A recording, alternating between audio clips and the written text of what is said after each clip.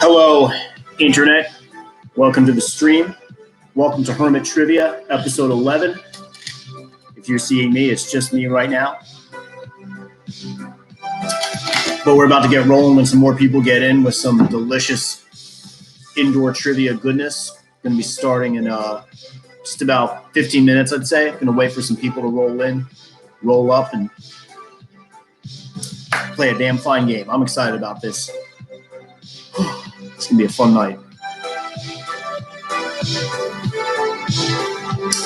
I am in a sweater and socks because it's unseasonably cold for Florida.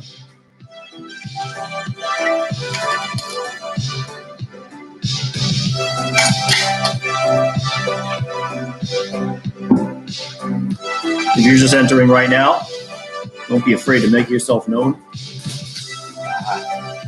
Oops. Pardon me.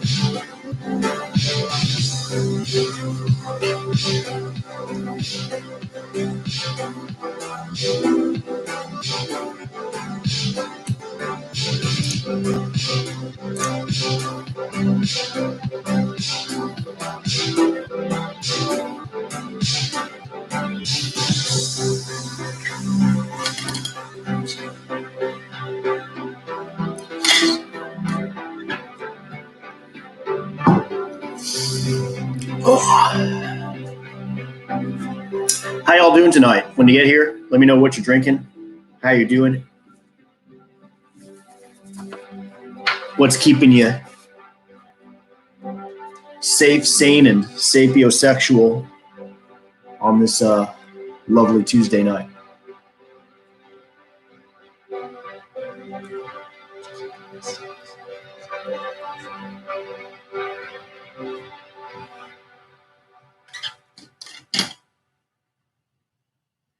How to make the law of attraction work for you. Don't care.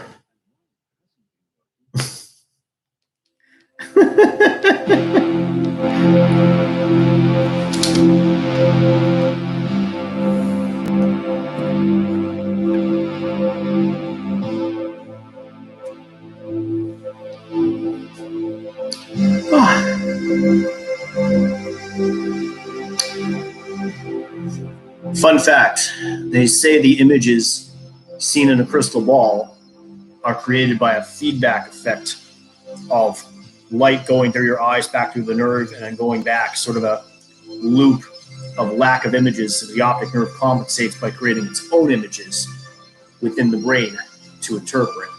Sometimes I wonder if staring at a screen or mirror or reflective surface has the same effect. I suppose we'll find out.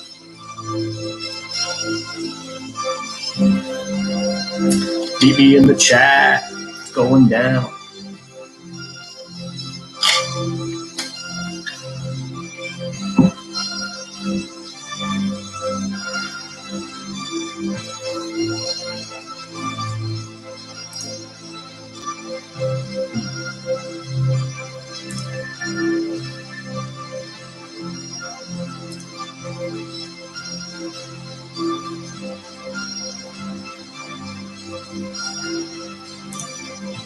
Hi, Lisa.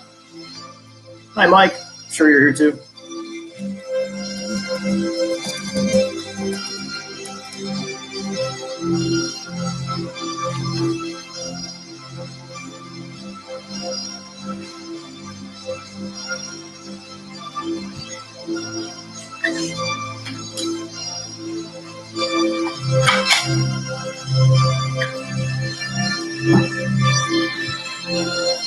Oh, hi, Meyer. Hello, Meyer. It's Uncle Mark.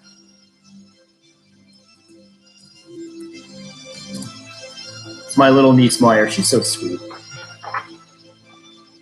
Glad you're here, Meyer.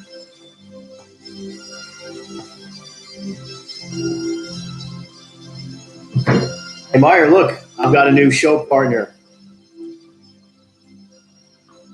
Straight from the syndicated cartoons to your home. It's Mr. Snoopy. Hey, Snoopy plays guitar jam.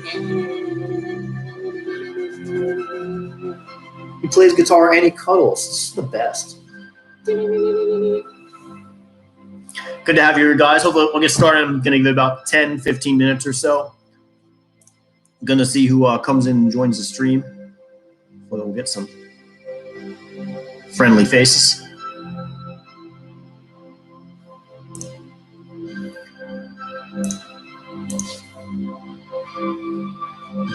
By the way, thanks for hosting Jackbox TV on Sundays. That was a lot of fun. That was a great time.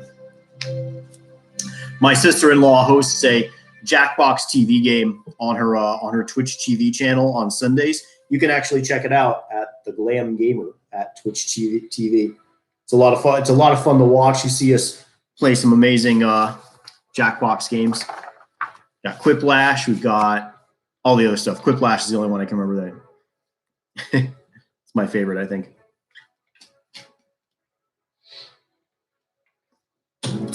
Next Sunday, same time, same place. Same bat time, same bat channel. Come join us. Check it out.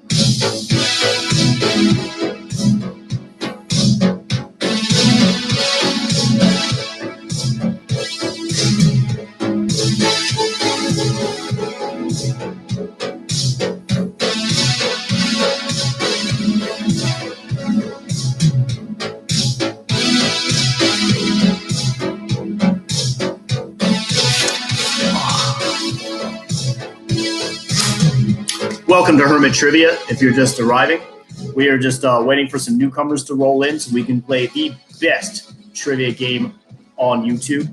If you want to join us for fun and questions and thrills and good times and laughs and warm fuzzy feelings, you have come exactly to the right place. If not, well, I don't want to know you. Jeez, no, just kidding. Please, welcome all.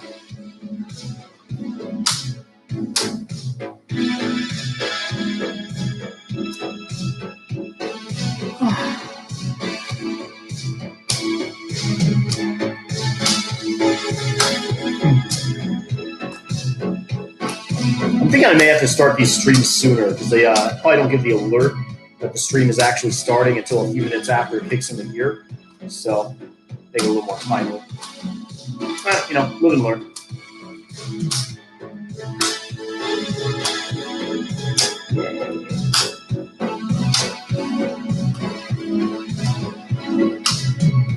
It's just you, me, and a multicolored dodecahedron tonight. Beautiful.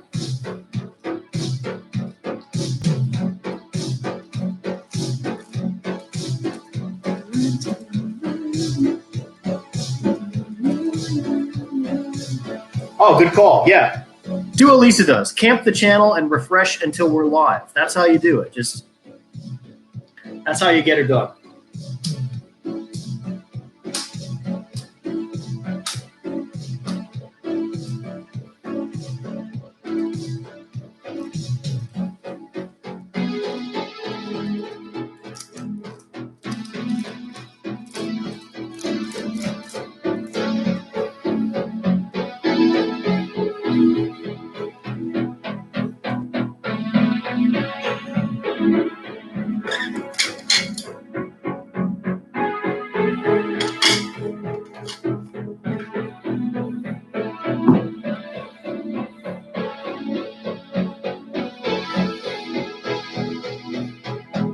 check the old Discord.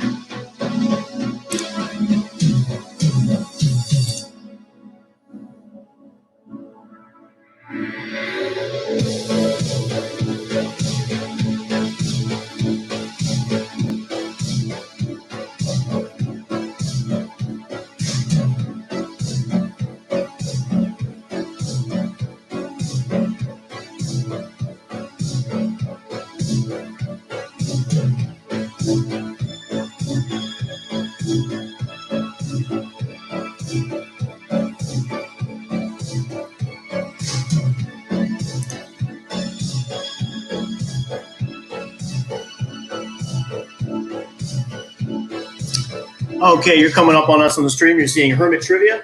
Hermit Trivia is starting in just a few minutes. Going to give it about 10 minutes or so for more people to roll in and come join us. Hi, Leslie. My lovely wife, Leslie, has joined the stream.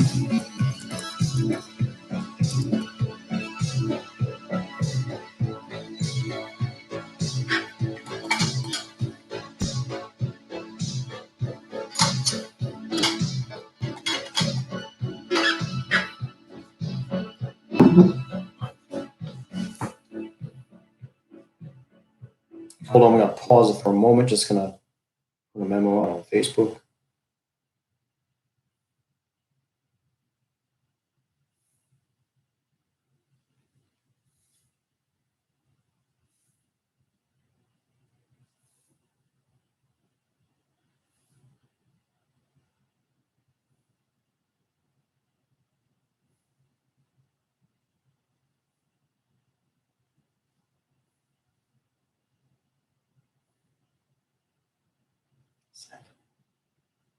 Hermit.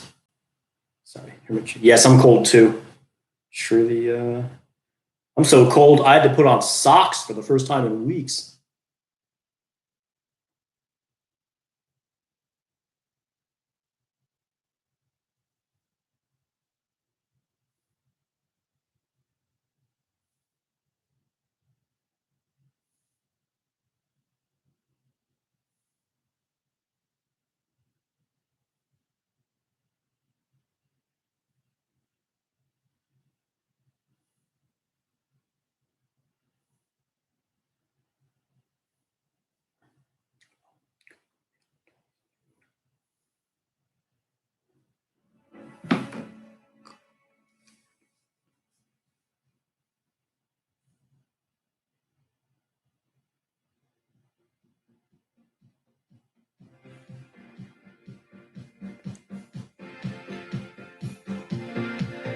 Yeah, it's been a kind of a frosty night in Florida right now.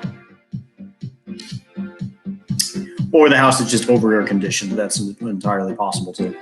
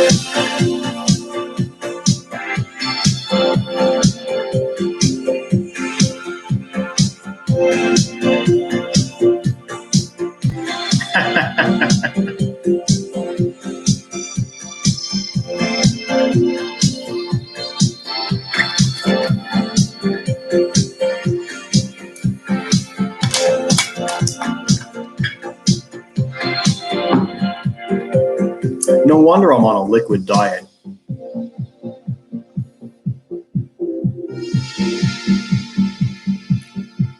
Vampires.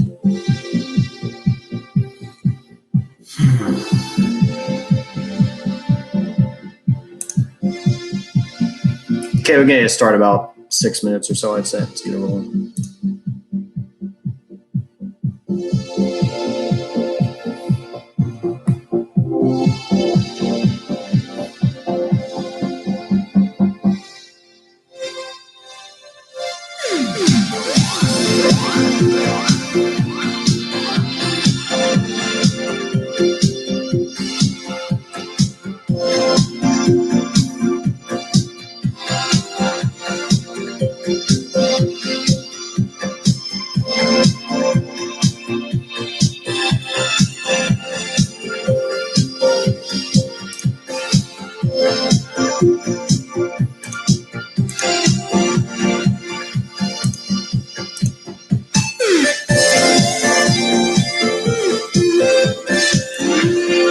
least I just friended you in Discord.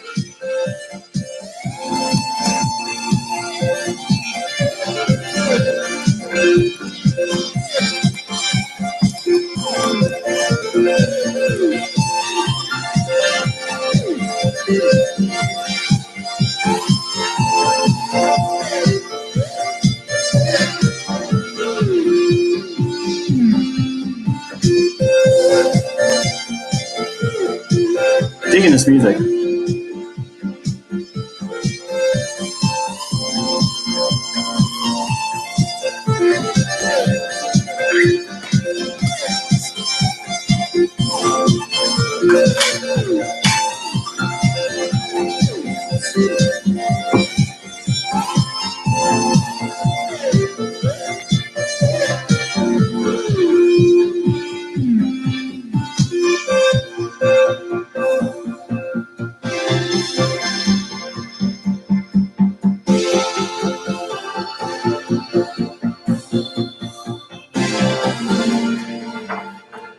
Sorry, if I seem a little quiet today. It says, I guess I am.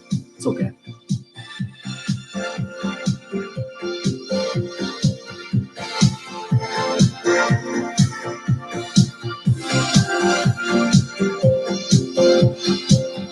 Welcome all. Welcome to Hermit Trivia. We're starting in just a couple of minutes. I'm going to get this cracking.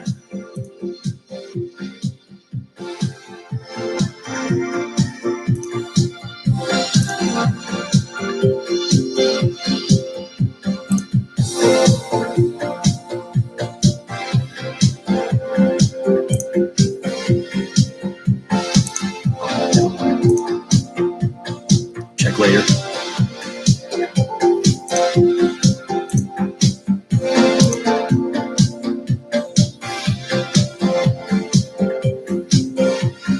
Get a few more minutes for people to come in and join us.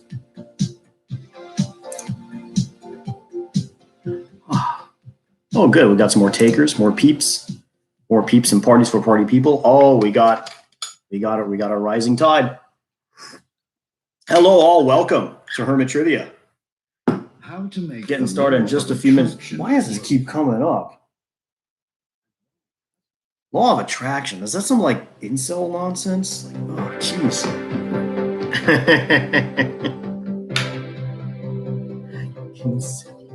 Hello, all. Hello to all our new visitors. We're starting trivia in just a couple minutes. How does Discord work? It's a chat app. Here's the link to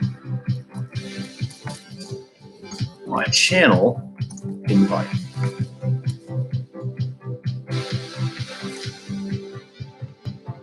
Here comes trivia.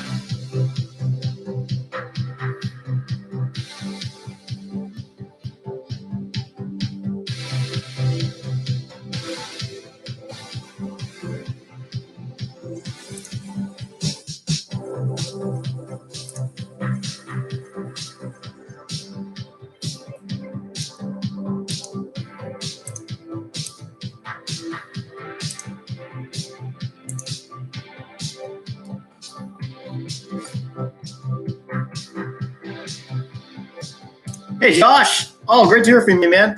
How you doing?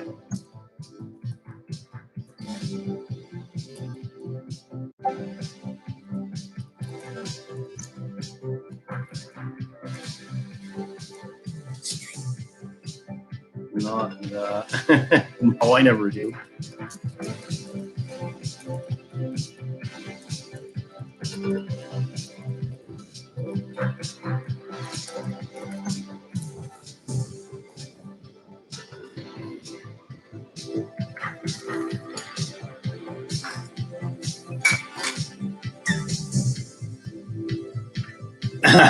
Always. This is the greatest no pants party I've ever thrown. It's the only no pants party I've ever thrown.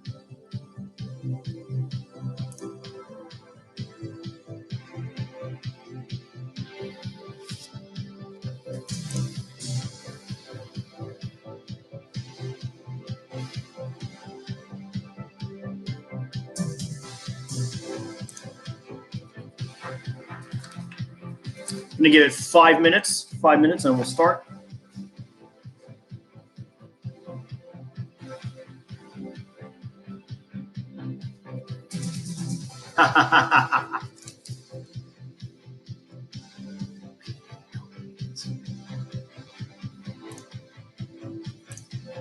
Okay, no pants party.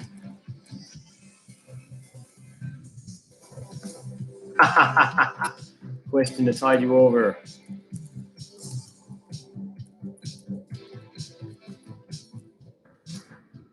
We know Ginger Spice is only Spice Girl. Name for Spice. Actual Spice. What would the other Spice would match up?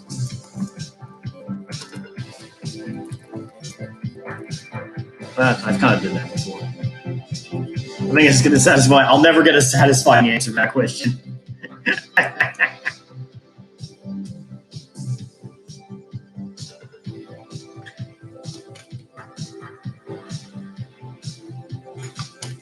I will return. I'm going to freshen my beverage, and then we will start.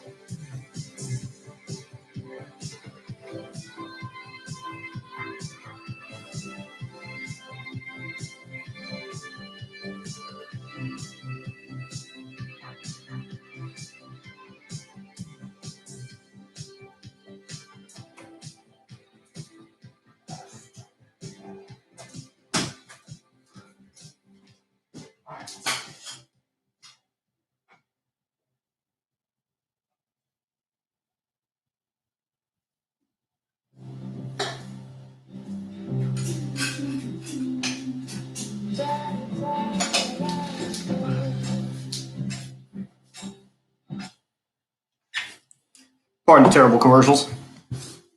And Carol, hello, welcome. All right. So, I'd say it's about time to rock this thing. Let's get started. Come one, come all to a trivia show. It's gonna be a wonderful show. Do dee dee dee do dee dee dee do dee dee dee do dee. Some other trivia stuff. Welcome all. Hello, welcome to Hermit Trivia. It's the trivia for smart people who stay inside. The only trivia where you can have the bar trivia experience at your table or in your bed. I'm Mark Walsh, your Hermit host, aka your Hermit Hobbit, aka your Hermit Haberdasher, aka the Wallace and Hermit. Okay, still working on that one. But yes, I am your Hermit host. Thank you for joining me in this experiment tonight. Tonight's trivia is 6 rounds with 3 questions each. I will read the questions twice and as clearly as possible.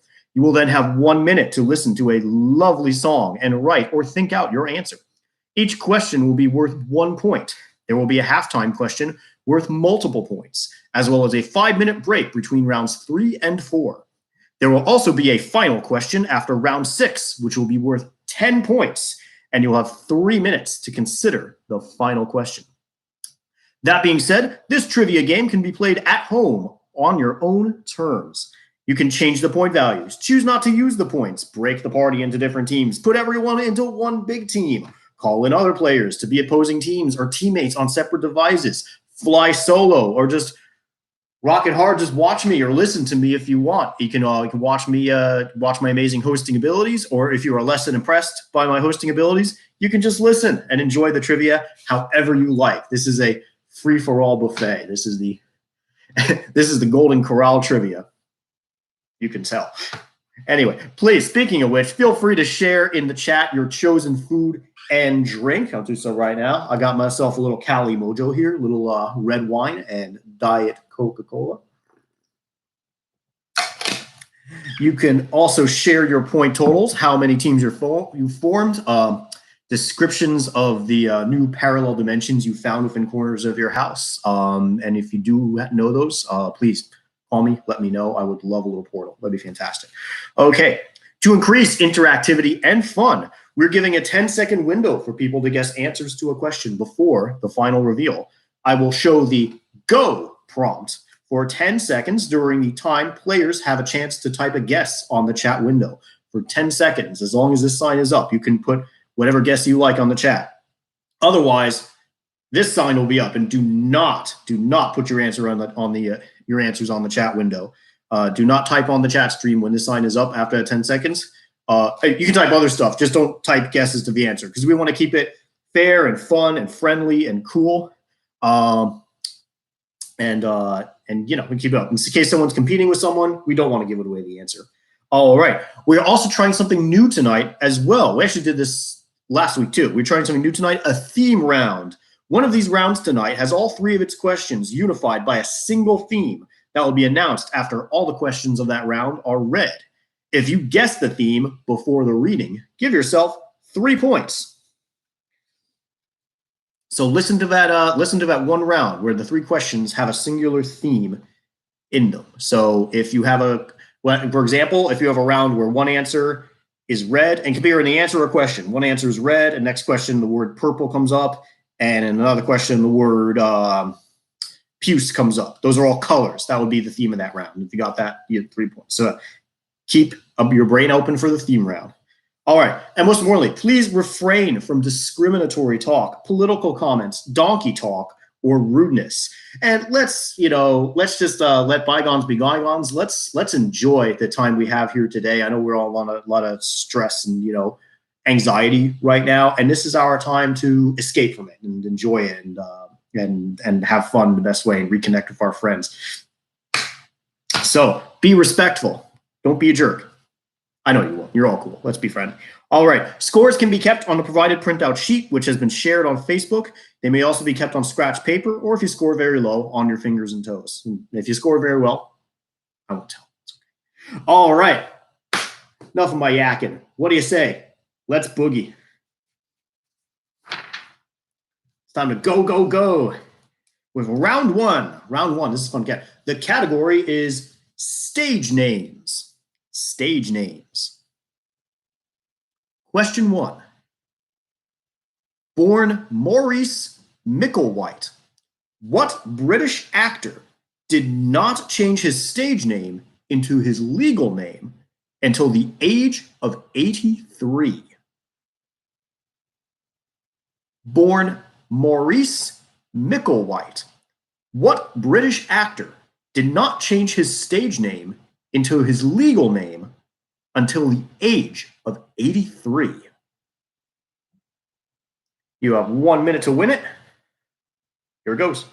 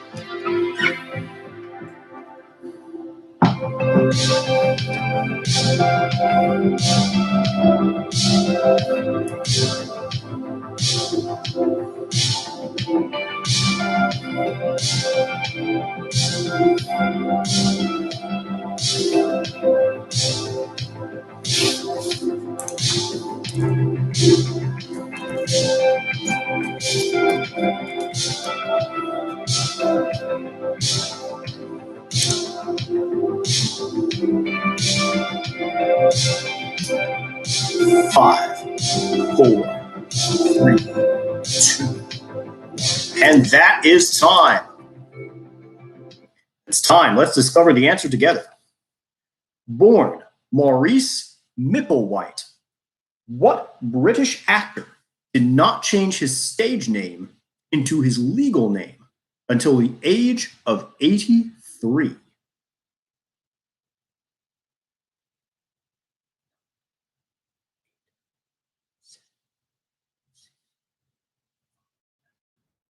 Oh, 4, 3, 2.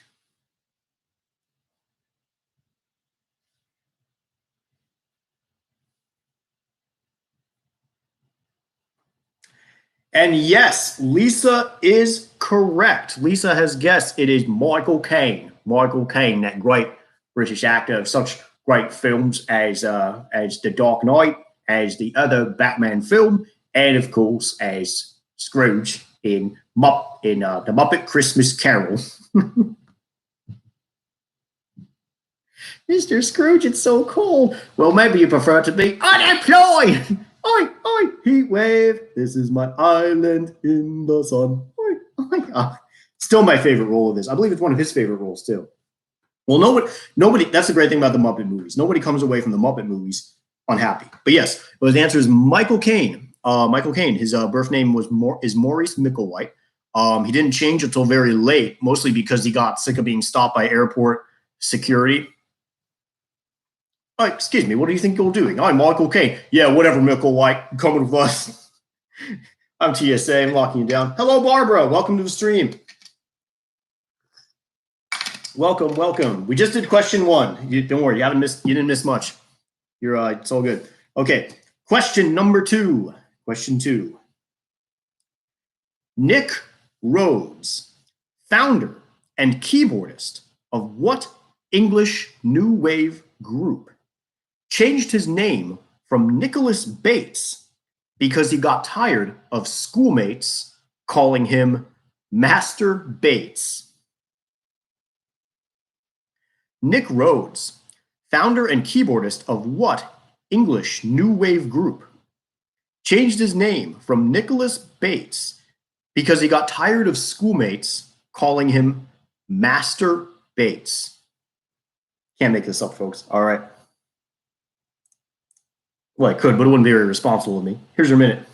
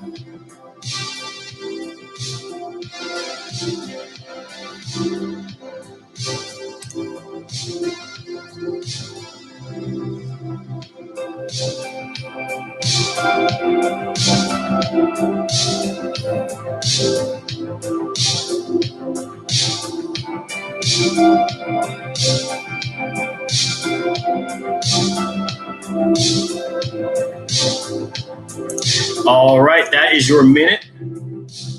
Let's find out the answer together. Question 2 is for stage names. Nick Rhodes, founder and keyboardist of what English new wave group, changed his name from Nicholas Bates because he got tired of schoolmates calling him Master Bates?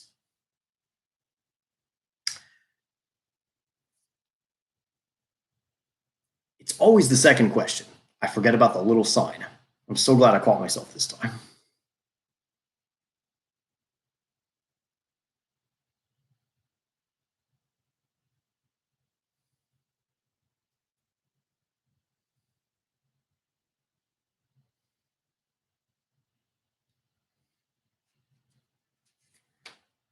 All right. The answer. You may remember this 80s new wave group of Nick Rhodes. You may remember from hits like Hungry Like the Wolf and Rio, and Ordinary World, big fan. No, it was not Nicolas Cage. Yes, Duran Duran. That's right. Carol, you got it correct. Duran Duran. That was a Nick Rhodes is the founder of that group, and he changed his name because he didn't want to have that unfortunate name anymore. And I guess he went to his manager. His manager's like, okay, Nick, I understand you'll miss Master Bates. Oh, I said it wrong. You do not want to be Master Bates anymore. So I've got a list of names of Wee Willy Wanker. Is that good? No? Okay. Spanky Monkey. Do you like that name? Is that good? Got another One-Eyed Cyclops. Is that? No. I'm just coming up zeros for zero with these names. But no. Nick Rhodes, Duran Duran. He changed his very unfortunate name. Okay. Good job. Awesome. Well done, Carol. Great guess. Okay. The last question of the stage names category. Question 3.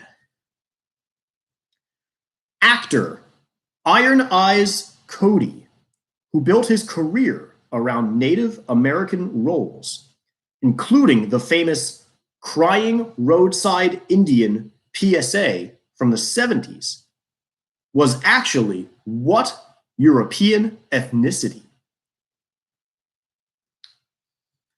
Actor Iron Eyes Cody, who built his career around Native American roles, including the famous Crying Roadside Indian PSA from the 70s, was actually what European ethnicity? Here's your minute.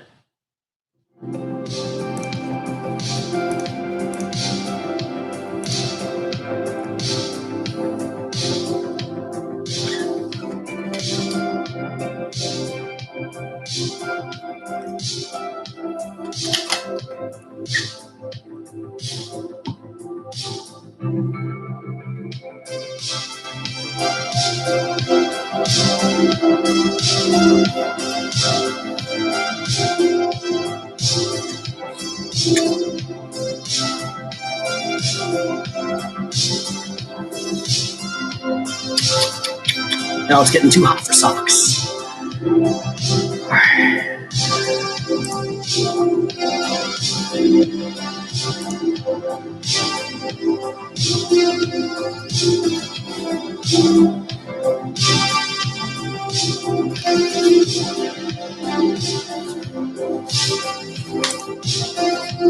Okay, and that is time. That is time.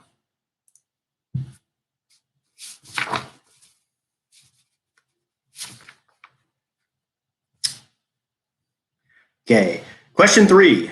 Actor Iron Eyes Cody, who built his career around Native American roles, including the famous Crying Roadside Indian PSA from the 70s, was actually what European ethnicity?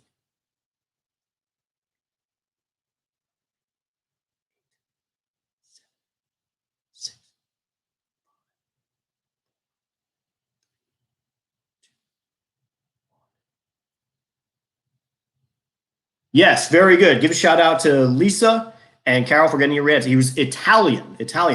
Iron Eyes Cody was born Espera Oscar de Corti. He was actually an Italian dude who played a lot of Native American roles and just, rode that shit as far as it could, even giving himself a new name. Yes, that is a good reminder. Please, just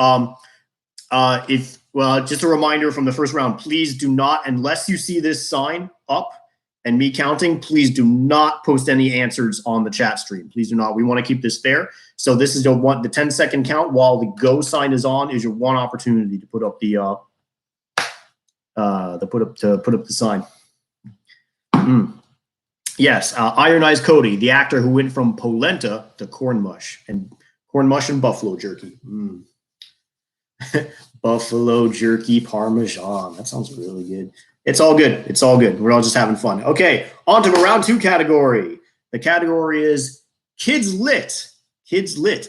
Books for kids, but not necessarily by kids. Books for kids. Yeah, I just mean like by the chat, I just mean putting up answers. Don't put up answers unless you see this sign. You can write any sort of banter you want at all. It's good.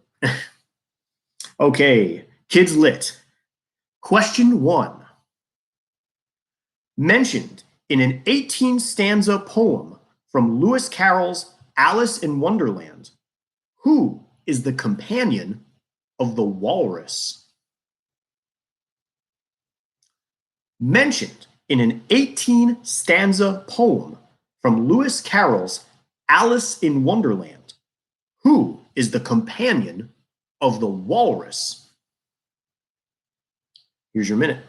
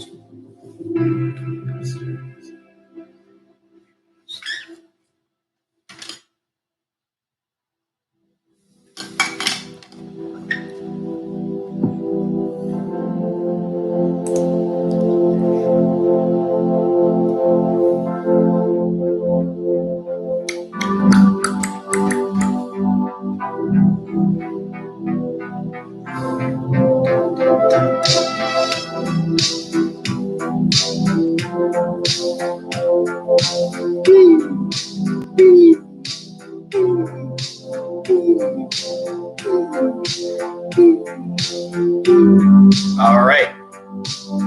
And that is your minute to win it.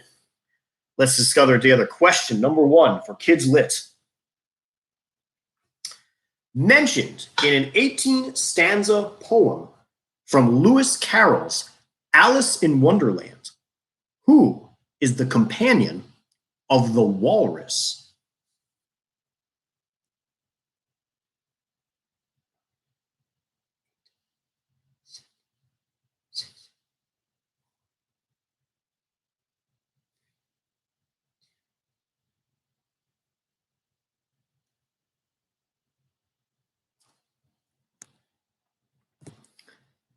Yes, Lisa's got it down pat. She is correct. It is the carpenter.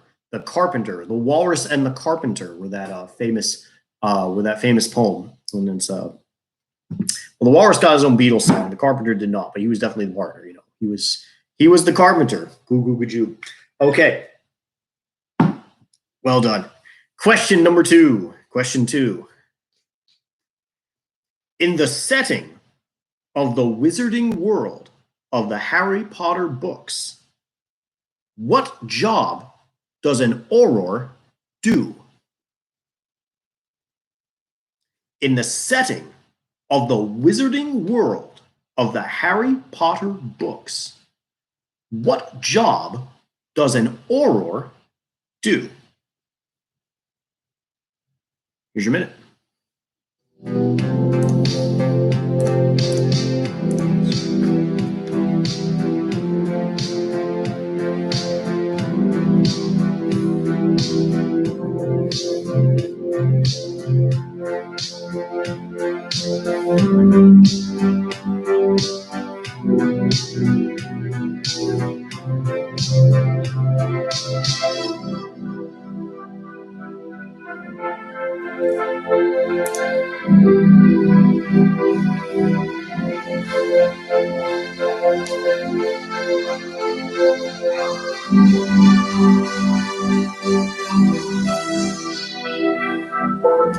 Quick impression, Michael Jackson.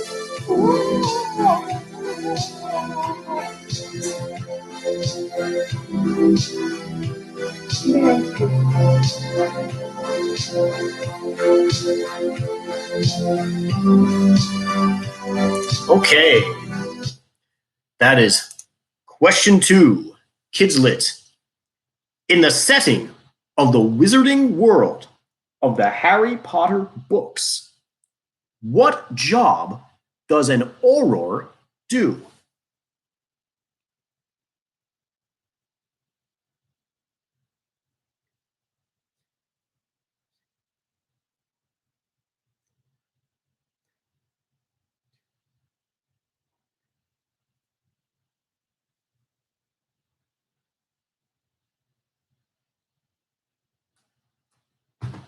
Yes, very good. A whole bunch of answers already coming in.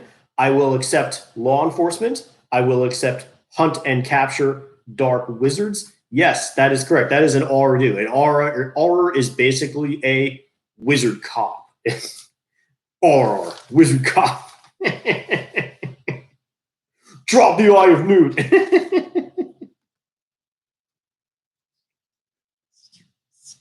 like the wizarding wire. Yo, drop the gilly weed. Omar coming. You aim at the king, you best not miss. All right. Question three of Kids Lit. What children's book by Norman Juster features characters such as King Azaz the Unabridged, the Mathemagician, and the Princess's Rhyme and Reason? What children's book by Norman Juster features characters such as King Azaz the Unabridged, the Mathemagician, and the Princess's Rhyme and Reason? Here's your minute.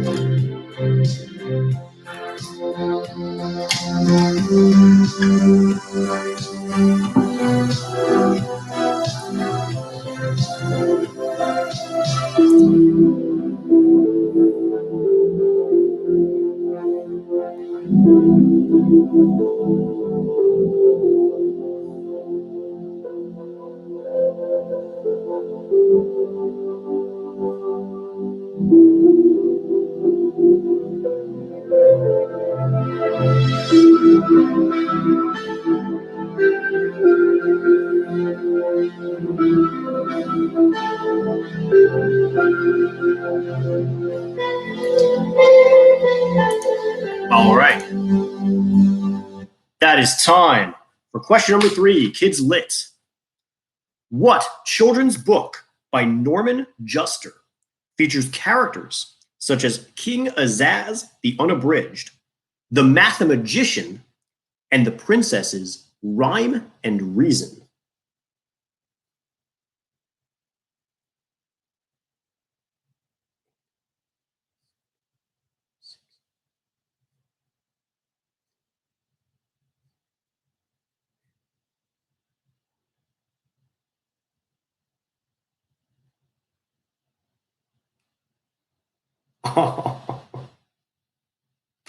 Yes, Lisa and Carol are correct.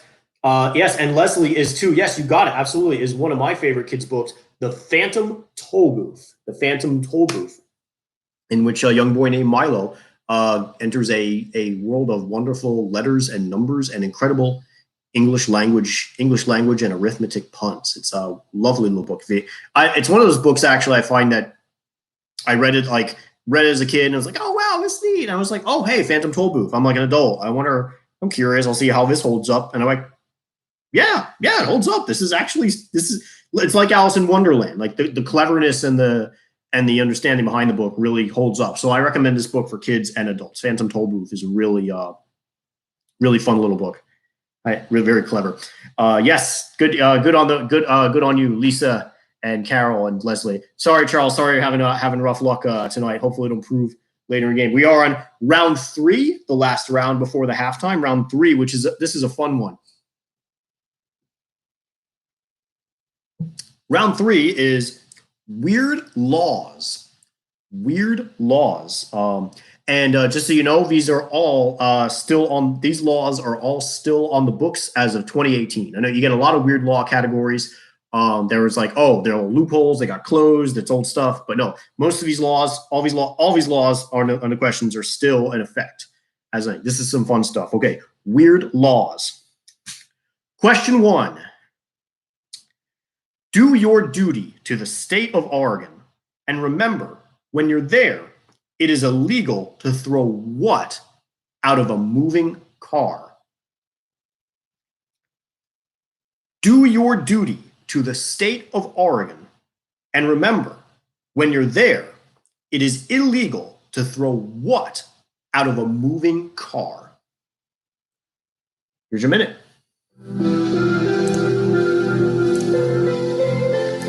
And yes, special thanks to Leslie for suggesting this category.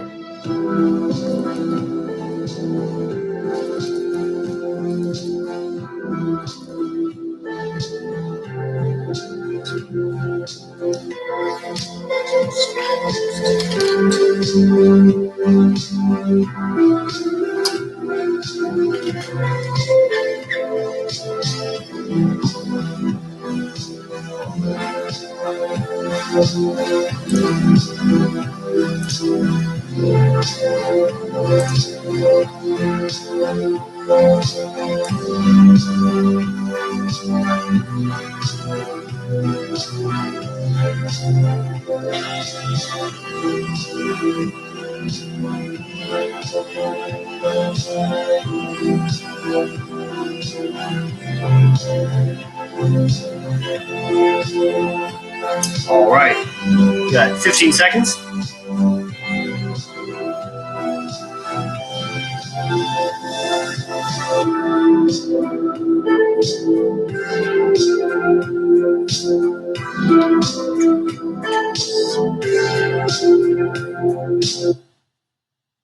And that is time for category 3, question 1. Oh, music got ahead of me. Okay. Our category, weird laws. Question 1. Do your duty to the state of Oregon. And remember, when you're there, it's illegal to throw what out of a moving car?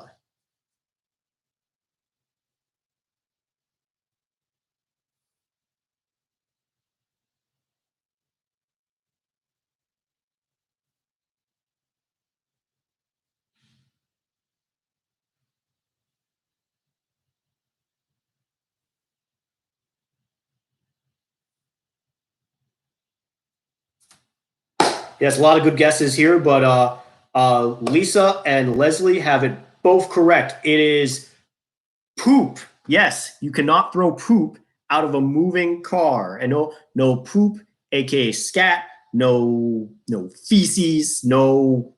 When they say do your duty, they meant it. That means no duty out of the car. Yes, is poop. Is it illegal to throw poop out of a moving car? I don't know if it's the number 1 law on the books, but I'm fairly certain it's the number 2 law. Anyway, also another little fun fact. It is also illegal to leave a container of urine by the highway in Oregon. You can get a $250 fine for that. Yes, for leaving a container of urine by the highway. Yeah, so Josh, look out. They're not going to catch me slipping. Got my eye on you, Josh. And welcome, Stephen. I'd like to say hello to all newcomers. Great to have you on the show.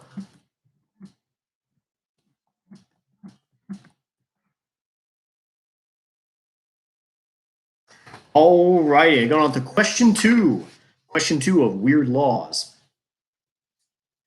In the state of Rhode Island, it is illegal to test the speed of what old-fashioned vehicle?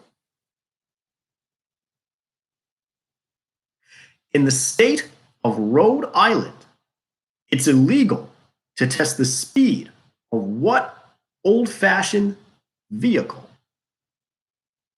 Here's your minute.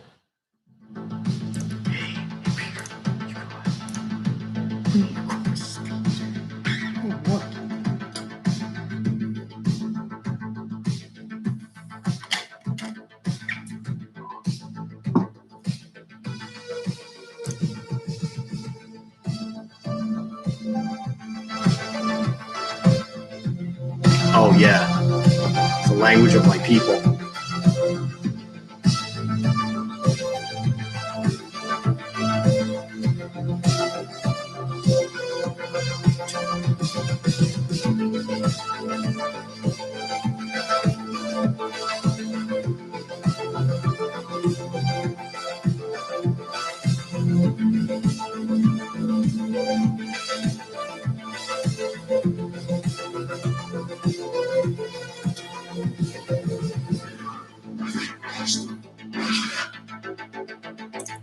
Okay.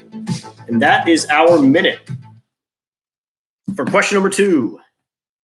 In the state of Rhode Island, it is illegal to test the speed of what old-fashioned vehicle?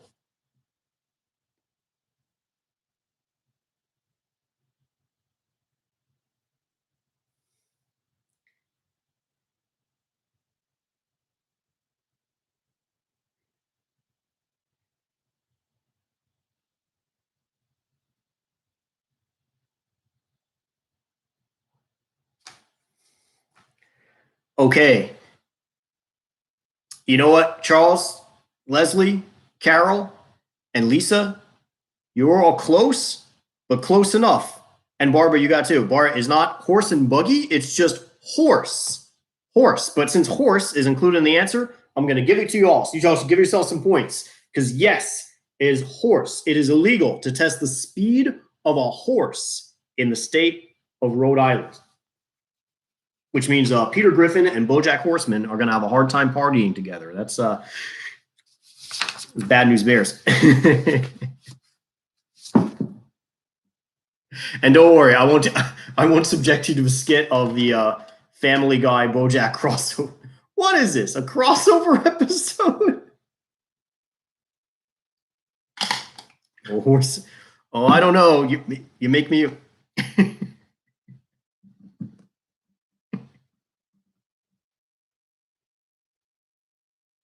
Holy crap, Lois! This horse has done more speed than I've ever seen. You're kidding? This is like, I'm pretty sure I've had stronger baby aspirin. This is, this isn't even making my teeth shake. You know, horses sometimes bite a man on the stomach. I'm just kidding you. Oh man, it just writes itself. There you go. Sorry, Josh. He provoked me. You blame Josh for that. He provoked me. Now that's what I call horsing around. Okay, question number 3. Weird laws. Question 3.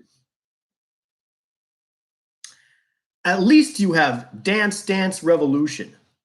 Because if you are under the age of 18 in South Carolina, it is illegal to do what? At least you have Dance Dance Revolution. Because if you are under the age of 18 in South Carolina, it is illegal to do what? Here's your minute.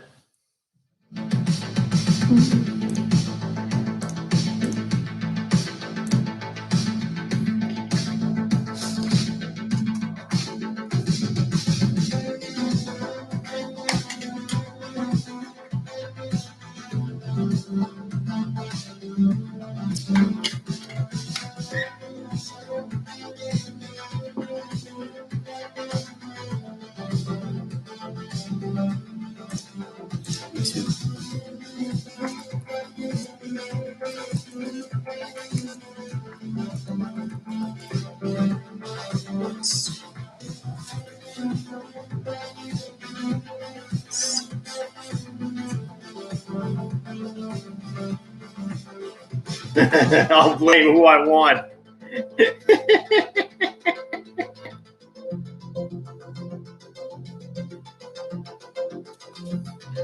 Okay. That's time. Question number 3. Question 3. At least you have Dance Dance Revolution. Because if you are under the age of 18 in South Carolina, it is illegal to do what?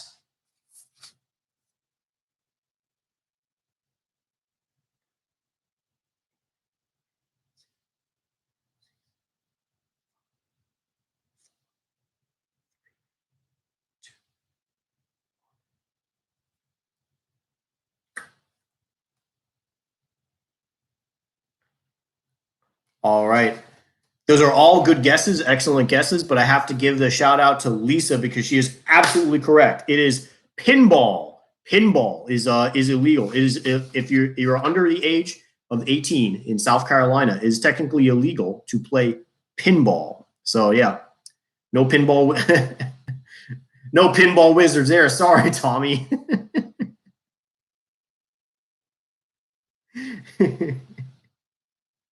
I was okay. Now we're saying the blood is on my hands for doing the doing the whole Family Guy BoJack reference. All I got to say to that is,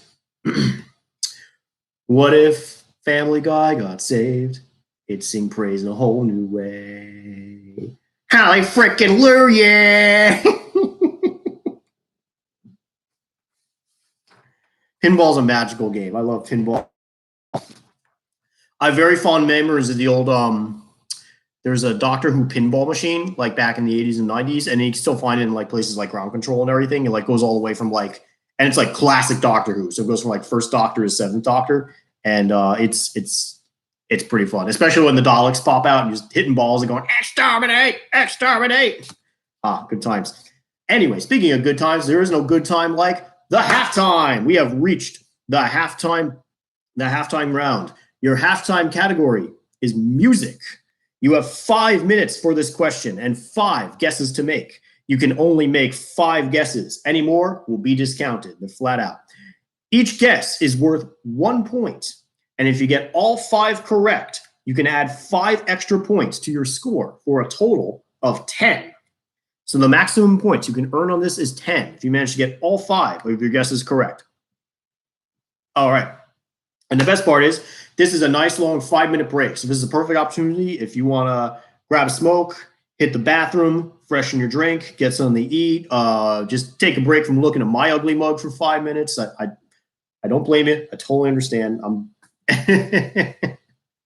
I'm sure after the second Peter Griffin impression, you're just like, that's it, Mark, you're cut off. All right. But anyway, I hope you stay and I hope you enjoy this question. Oh, another big reminder, if you are enjoying this trivia stream, if you're having a lot of fun, please feel free to subscribe. If you have not already subscribed to the channel, please feel free to like this video, and like any, please feel free to check out any of our other Hermit Trivia videos and give them a like as well. Smash that like button, if you will. And big shout out today. Lisa has her own Twitch TV stream going on right now called The Glam Gamer. That's The Glam Gamer at Twitch TV. Glam Gamer at twitch.tv. This on Sundays, this Sunday included, she hosts Jackbox games for friends. If you have a Jackbox TV, like the Jackbox app, you don't even need a TV. You just get the Jackbox app on your phone, and you can basically play a whole bunch of awesome like quiz and trivia games on your phone with friends across the world. So I highly recommend it. Check it out. And I'm sure she's got other great stuff too. The Glam Gamer at Twitch TV. That's my lovely sister-in-law Lisa's channel. So check it out. That's our shout out for the week. Okay, enough of my yakking. Let's go. The halftime category is music. Music. Name 5 of the 13 studio albums in what is considered the core catalog of the Beatles. Name 5 of the 13 studio albums in what is considered the core catalog of the Beatles. All right, remember, 5 guesses to make, 5 minutes to make them, 5 by 5. Starting now. Start the music. See you in a bit.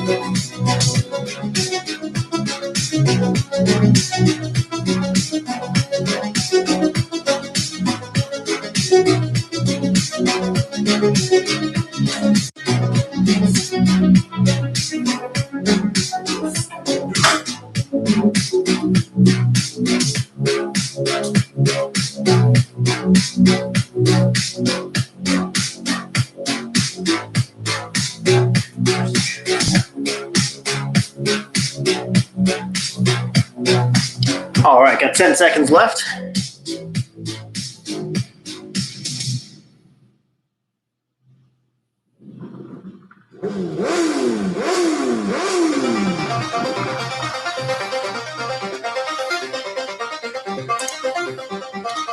And boom, that's our 5.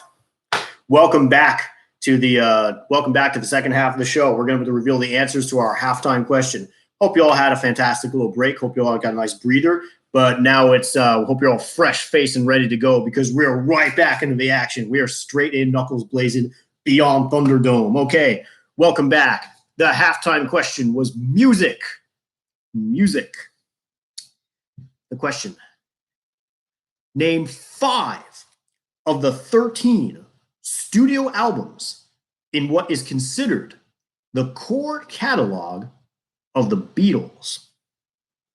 All right, and I'm not going to do the go questions thing because that'll take all night for halftime. All right, so the answers are: Please Please Me, With the Beatles, A Hard Day's Night, Beatles for Sale, Help, Rubber Soul, Revolver, Sgt. Pepper's Lonely Hearts Club Band, Magical Mystery Tour, The Beatles, aka The White Album, Yellow Submarine, Abbey Road, and Let It Be.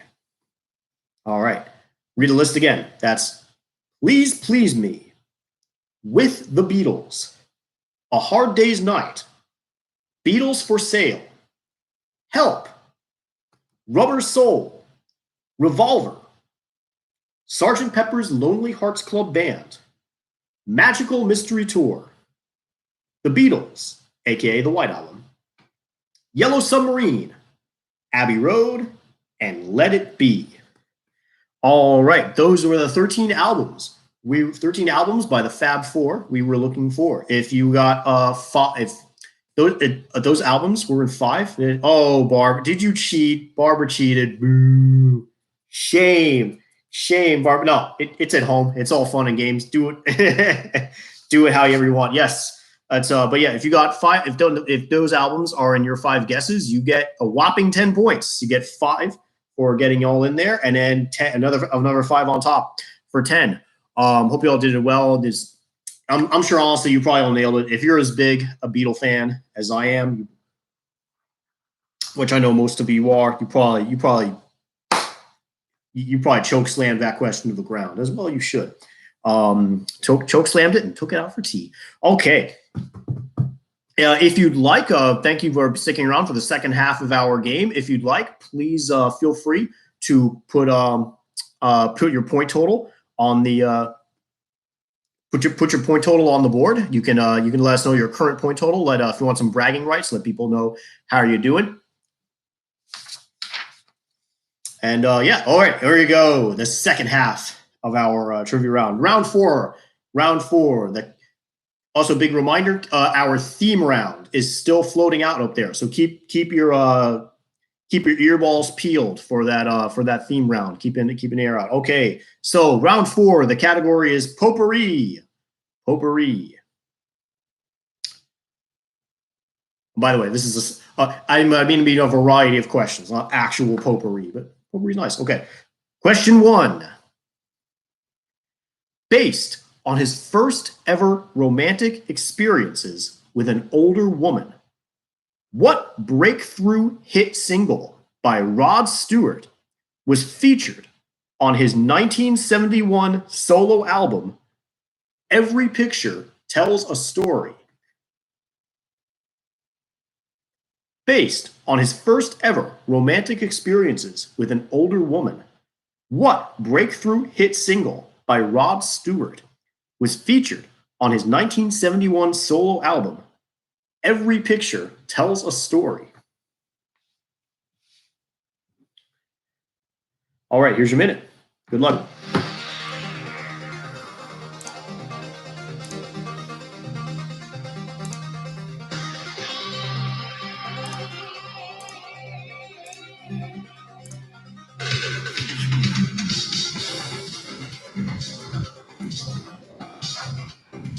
That's great.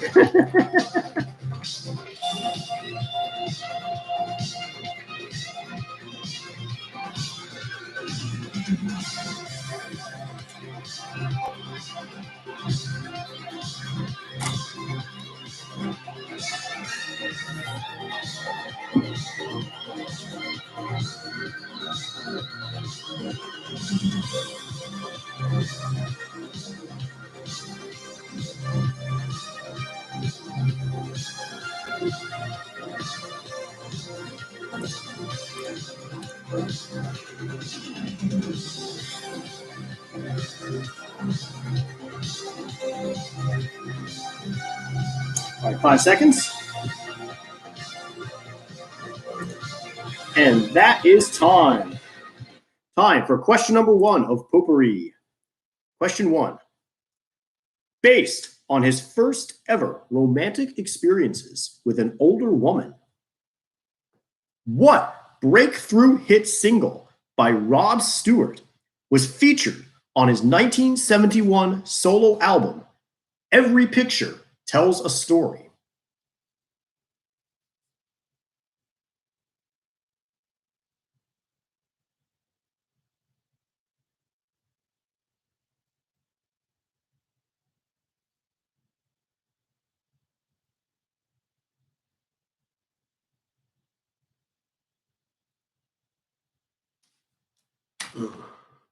Yes, Lisa and Charles and Carol have all nailed it. You got the exact right question. The answer is Maggie May. Maggie May. Wake up, Maggie, I know I got something to say to you. Yes, Maggie May by the great Rod Stewart, who proved that you too can have a successful musical career, even if your voice sounds like you gargle broken glass on the regular. All right, yes, Rod Stewart, favorite of mine. Love that dude. Okay, yes, Maggie May is the song. And what a great song it is. I love it. Okay. Question number 2. Question 2. What indie game by Austin Jorgensen with comical 16-bit graphics in the style of Earthbound puts you in a brutal post-apocalyptic future where a mysterious flash of light has wiped out every human female? What indie game by Austin Jorgensen with comical 16-bit graphics in the style of Earthbound puts you in a brutal post-apocalyptic future where a mysterious flash of light has wiped out every human female? All right, here's your minute.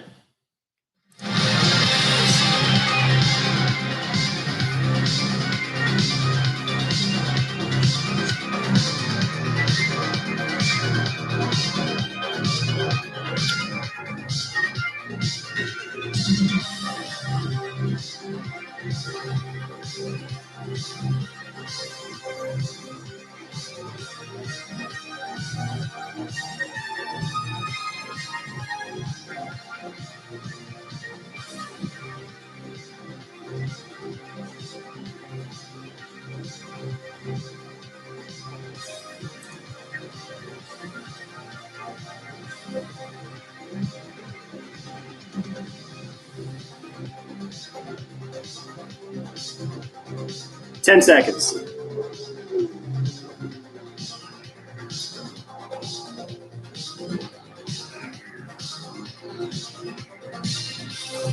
And that is time.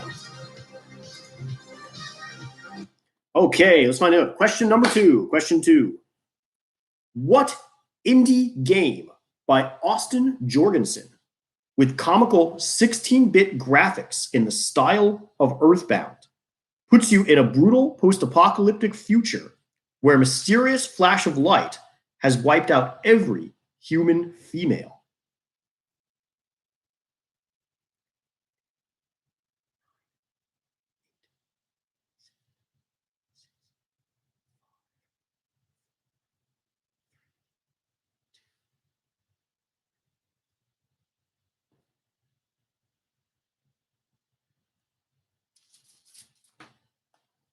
Yes, Lisa and Carol have both nailed it. That's all. It is the answer, of course, is it is Lisa the Painful. Lisa the Painful.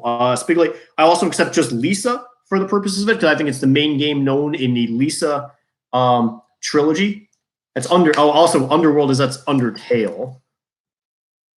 Yeah, not the Knit Pack. But it's good. I'm really glad. Awesome. I'm glad you guys know your indie games. Yes, because yeah, Lisa, it's brutal, it's dark, but also weirdly hilarious. And I kind of want to cosplay as Brad Armstrong at a con someday, just like walk around one-armed with a tricycle,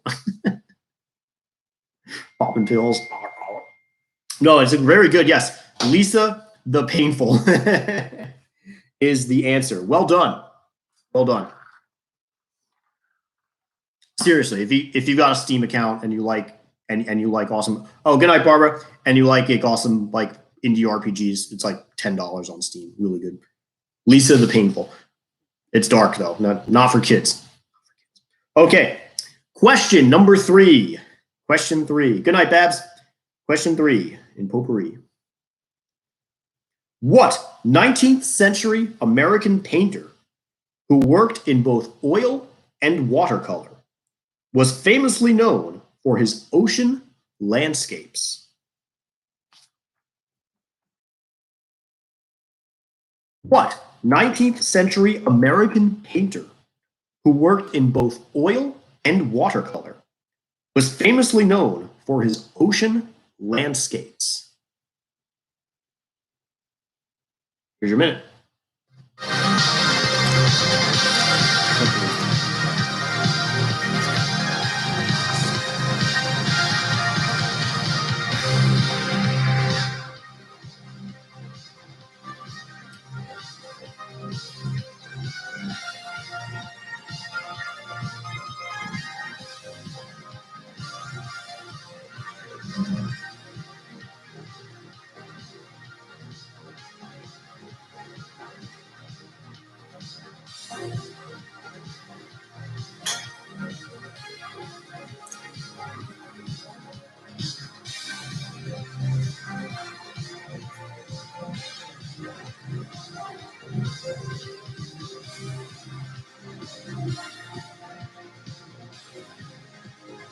Ten seconds.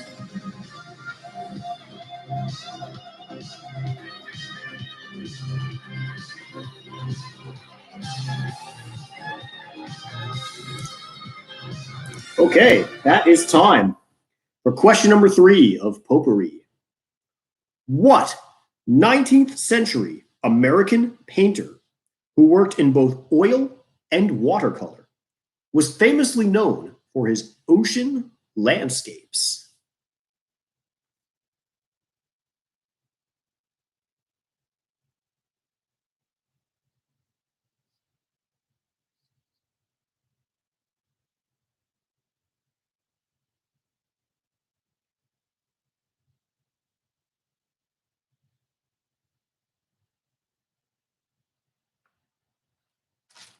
All right, we got the answers coming in right now. We can see it. Yes, I see. Yeah, Carol and Charles have both got it. It's correct. The answer is Winslow Homer. Winslow Homer, known for those ocean landscapes. He worked in pretty landscapes aren't usually my bag when it comes to art, but he did some pretty spectacular work. Yes, Winslow Homer. And big super duper special shout out to Charles for getting the theme round. Yes, he got it. Charles, give yourself 3 points right now because you did it. You got for round 4, Potpourri. Oh, Josh, you got it in too. You win it in the Simpsons round. Well done. Awesome. With the stream, sometimes you never know when the answers come in, but you gotta right now. We're basically doing honor system here. It's all good. Yeah, Josh, give yourself those 3 points right now. That's good. So yes, question 1. We mentioned the Rod Stewart song Maggie May. Maggie. Question number 2. We mentioned the game Lisa the Painful. Lisa.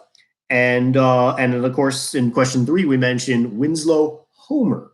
Homer. We got Maggie, Lisa, and Homer, who of course all characters from that late once great show, The Simpsons. The Simpsons. That's right. So make yourself a flaming moe and steam yourself a ham because The Simpsons was our theme round tonight. Give yourself those Josh Josh and Charles, you guys are our VIPs tonight for getting that. Give yourself 3 points each. That was awesome. Well done. Okay, round 5. Round 5. The category is bad medicine. Bad medicine. Your love is like bad medicine. Bad medicine is what I need. Okay, question number 1. Question 1. What patent topical medicine among the most famous to be tested by the Pure Food and Drug Act of 1906 became a euphemism for fraudulent cures? What patent topical medicine among the most famous to be tested by the Pure Food and Drug Act of 1906 became a euphemism for fraudulent cures? Here's your minute.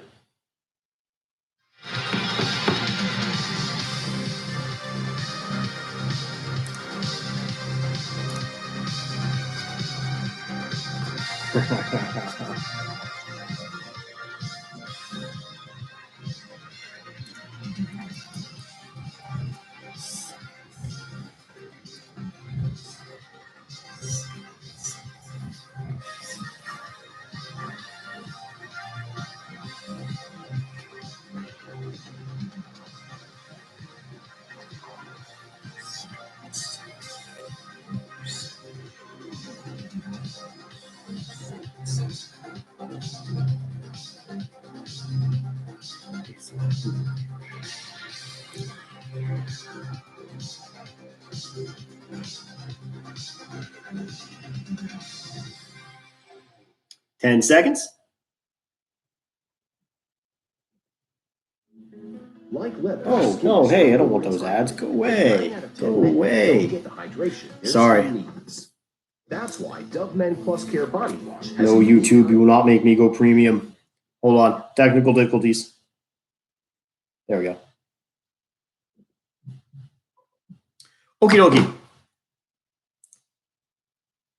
Question number 1 for bad medicine. What patent topical medicine among the most famous to be tested by the Pure Food and Drug Act of 1906 became a euphemism for fraudulent cures?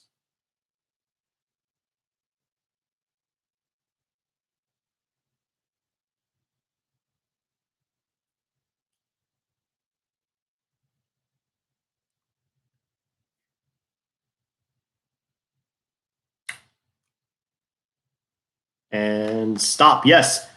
Lisa and Leslie and Stephen and Carol all got it correct. Yes, you all got the answer in. The correct answer is snake oil. Snake oil. Yes, the snake oil salesman became a euphemism for the fraudulent cures. There was, in fact, an actual snake oil being sold at the time. Dude would come up to county fairs, come up on his wagon, be like, get the authentic snake oil, cure all your ills, and like demonstrate by like taking live rattlesnakes and just like chopping up and boiling them, and then using, hey, the snake oil cures your ills. And then the actual snake oil, the product, the bottle, got to the Pure Food and Drug Addict, the Pure Food and Drug Act. They looked at it and like, yeah, this is baby oil and cayenne pepper. There's not a drop of snake in this, and it does nothing. No, I'm afraid it won't grow your hair back, Charles. That huckster did you dirty. Oh, and according to Leslie, Vicks Vapor Rub was also a patent medicine. Interesting. I mean, not saying like, I mean, I'm sure you had the good patent medicines that worked, probably because they just contain tons of like cocaine and heroin and everything and all that great stuff. But you know, they weren't safe, but they were fun.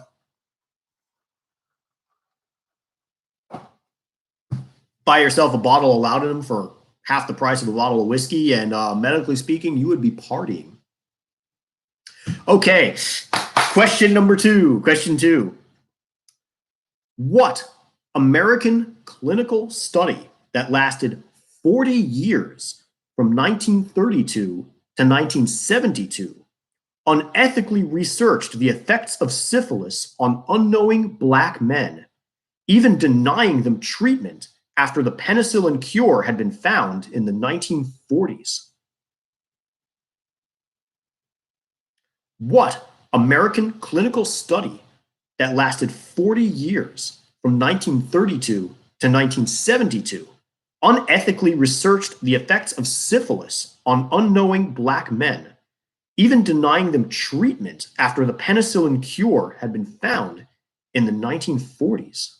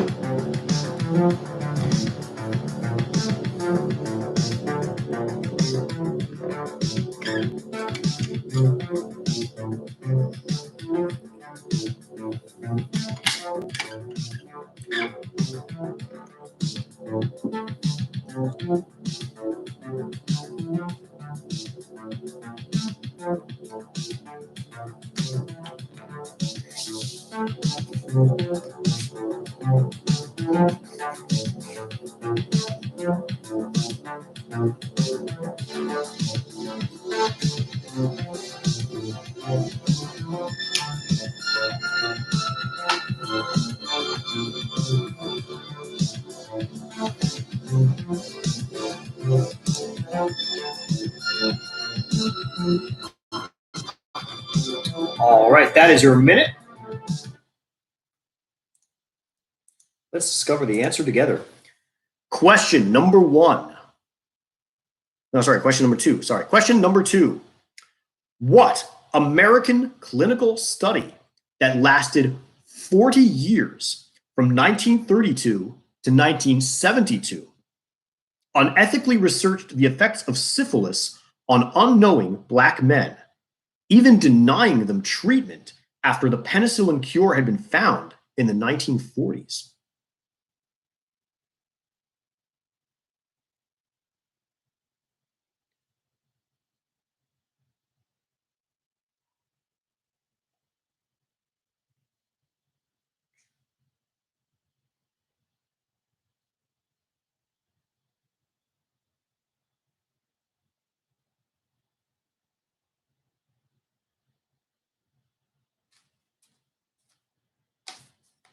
Yes, you are correct. Carol, Mike, Charles, and Stephen have all gotten it. As long as you got Tuskegee in there. Yes, it was the Tuskegee syphilis experiment. Yes, the Tuskegee syphilis experiment in Alabama, and that's airmen. Actually, it didn't have anything to do with the airmen. That's separate. But I'll give you credit because you got Tuskegee in there. As long as you get Tuskegee, that's fine. Yes, and that definitely goes in one of like. Definitely up in the top 10 top 10 things of most fucked up moments in American history. It's yikes.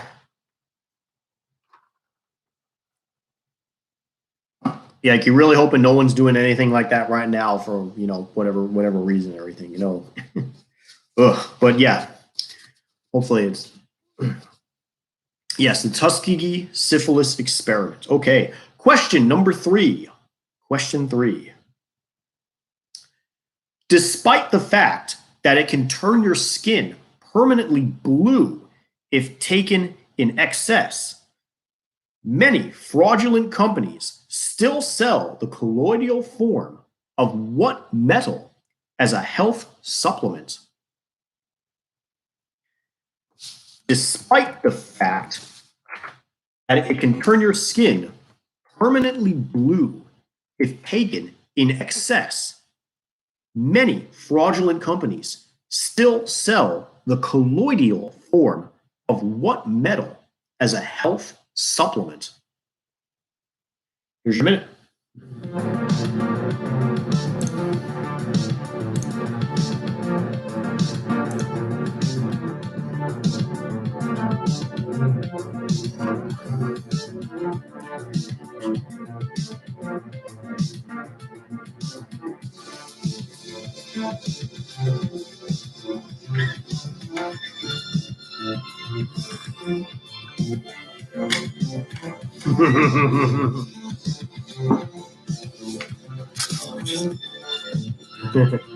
Nah, that just causes C.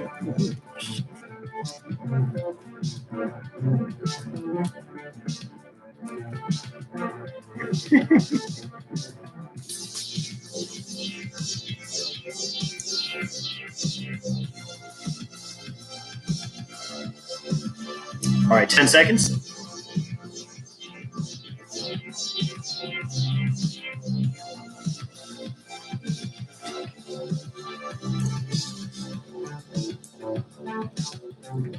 All right.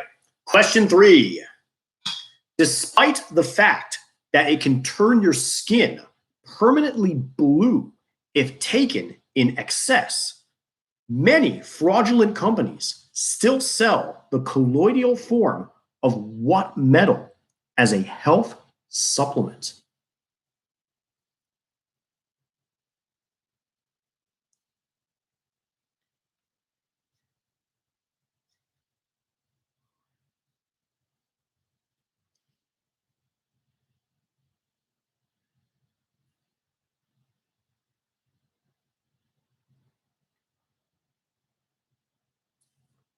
Yes, Lisa and Carol and Stephen and Charles have all nailed it. You've gotten exactly right. It is silver. Yes, colloidal silver is that metal. Still sold as a health supplement by many screwed up companies.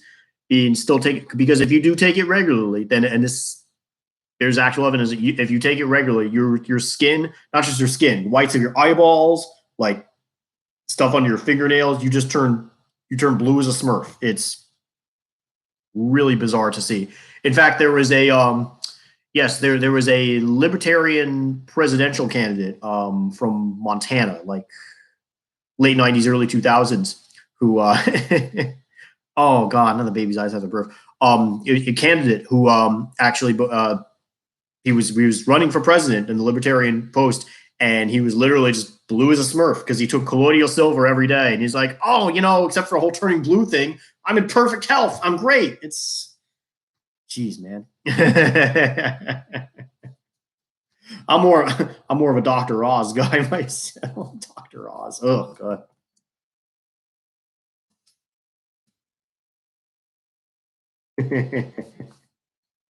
I should just do a category called like quack doctors. That would be awesome. That would be amazing. Okay, we're now in the last category before the final question. We are in the home stretch with round 6. The category is magic. Okay, question 1. I blame Carol Baskin.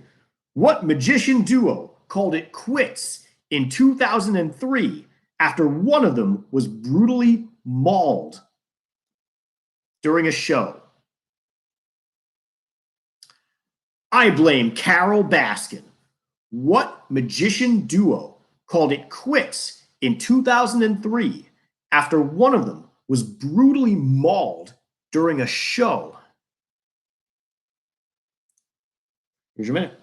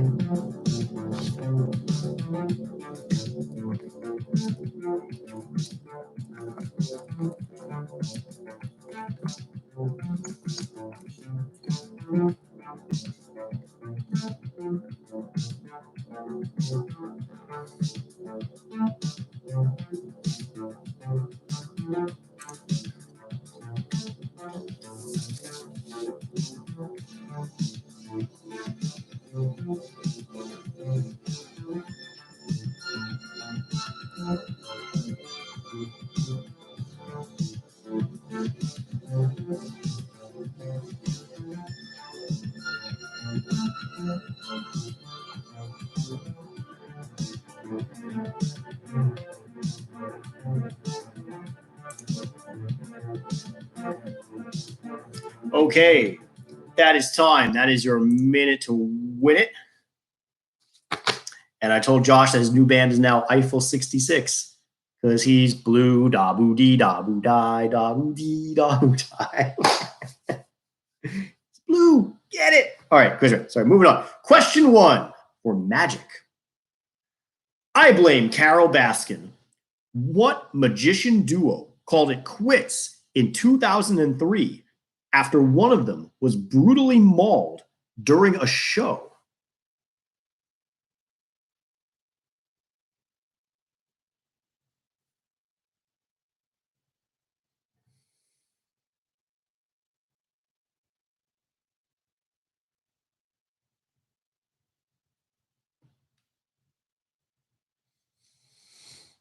Yes, very good. We have Lisa, Carol, and Charles. And yeah, Stephen, I'll give it to you. It's okay, close enough. Yes, the answer are those bad, beautiful German men with their beautiful white tigers. It's Siegfried and Roy. One time, the kings of Vegas. Oh, whoa, and Carol got to see them in Vegas one. That's awesome. Cool. That's awesome. Yeah, they had a. That's awesome. Yes, Siegfried and Roy. Yes, they had a very long, successful career until in 2003, Roy was mauled by one of their tigers, Manticore. He flipped out during a show and just wrecked him. Oh, it was not good. He survived. He's okay, but I gotta be honest. And you know what they did to Manticore after?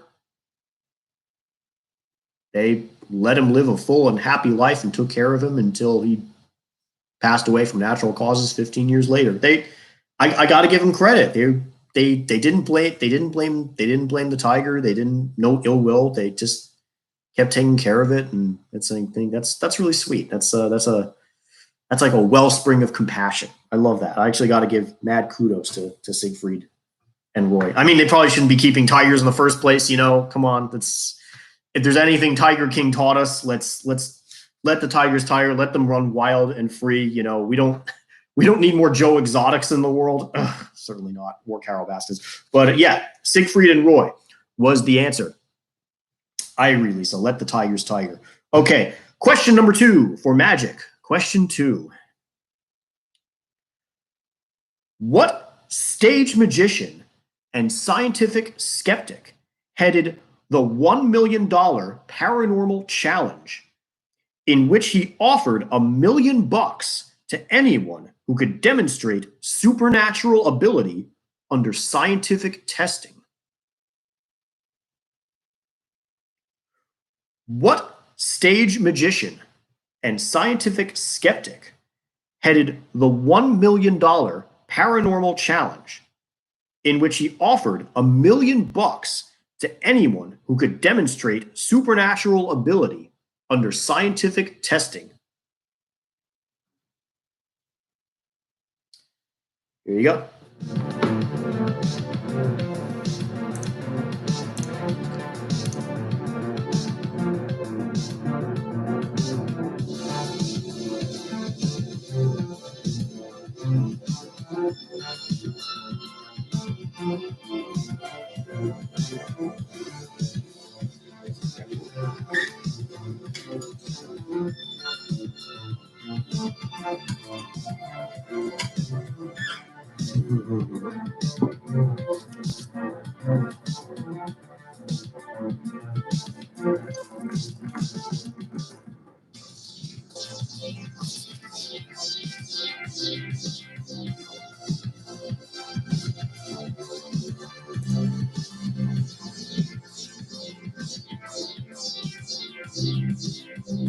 Ten seconds.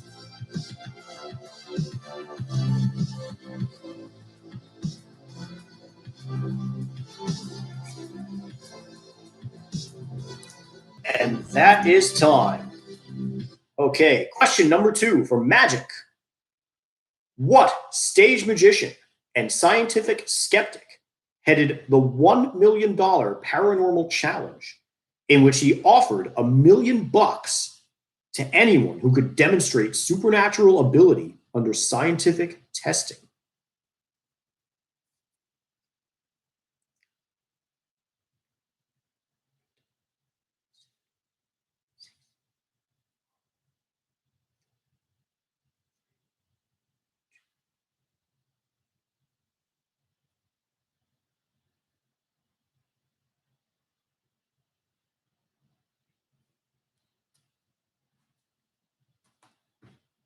All right. The answer, yes, goes to Lisa and Carol. The answer is, in fact, yes, the great James Randi. James Randi offered the $1 million paranormal challenge. Sadly, that challenge wrapped up in 2015. It is no longer available. Nobody collected it. Okay, so clearly, obviously, maybe this probably either has proved James Randi's point, or there is actually some kind of psychic wizard out there who managed to breathe it, and Randy didn't want to admit it, and so he just gave him the money and said, look, just keep this on the radar, all right? And he says, well, I'm a wizard. I'm going to erase all your memory of this anyway. So yeah, that's also, he's responsible for chemtrails. Hi, I'm Alex Jones. Welcome to my channel. This is a beautiful human. This is what we act like. This is what we look like.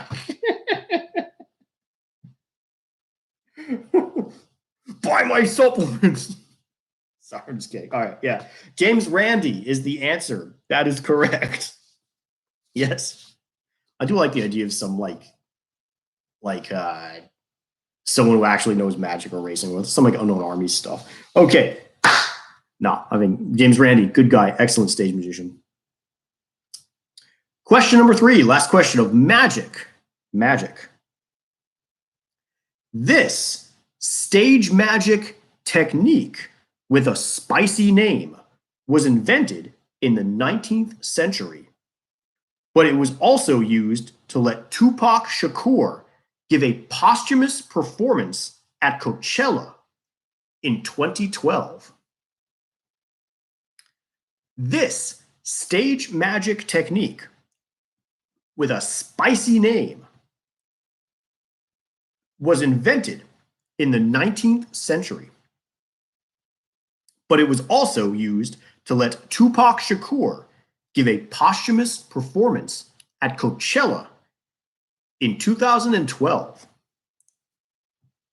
All right, here's your minute.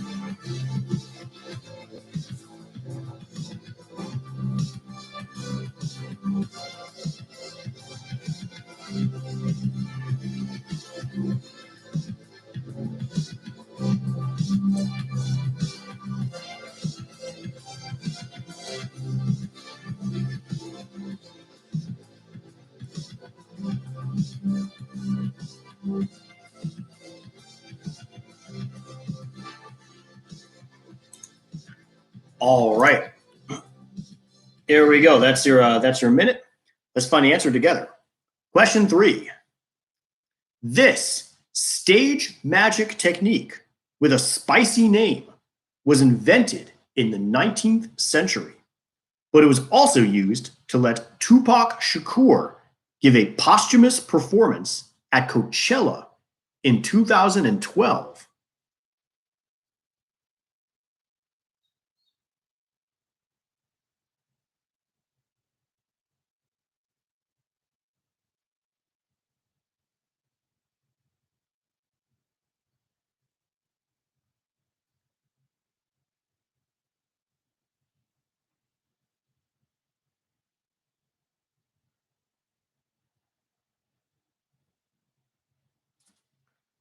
Okay. This was a tough one. I'm going to give it to Charles because he got it the closest. The answer is Pepper's Ghost. Pepper's Ghost. I will also accept Pepper Image, but yes, Pepper's Ghost was a is a technique, a stage technique by which a image is reflected off of a mirror, and that mirror image is cast into light onto a stage up above. And that's what they use to create the image of Tupac Shakur, as well as they use it a lot for images in like amusement parks. So Harry Potter uses the technique a lot, and the old Ghostbusters ride used and yes, Pepper, you're right. That's why I had the spicy hint. It's Pepper's Ghost. And then also go, oh wait, there's also Ghost Pepper. So it's wowzers. Yes, Josh, you're right. Tupac is alive, and he's the guy who took James Randi's prize.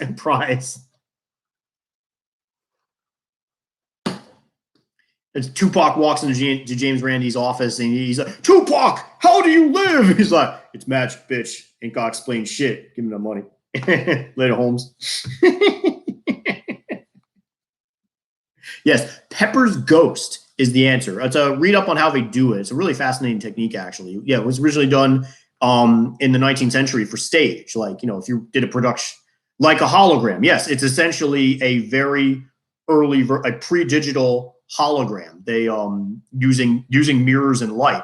And use the production side. If you're doing a production of Hamlet, you can make Hamlet's father's ghost pop up on stage, or Ariel and everything. You basically have an actor underneath the stage, reflected in a large mirror, and then that's tilted upward, and then a light in front of both, and then the light projects the actor's image up onto the screen like a hazy, and it creates a hazy silhouette. It's really cool.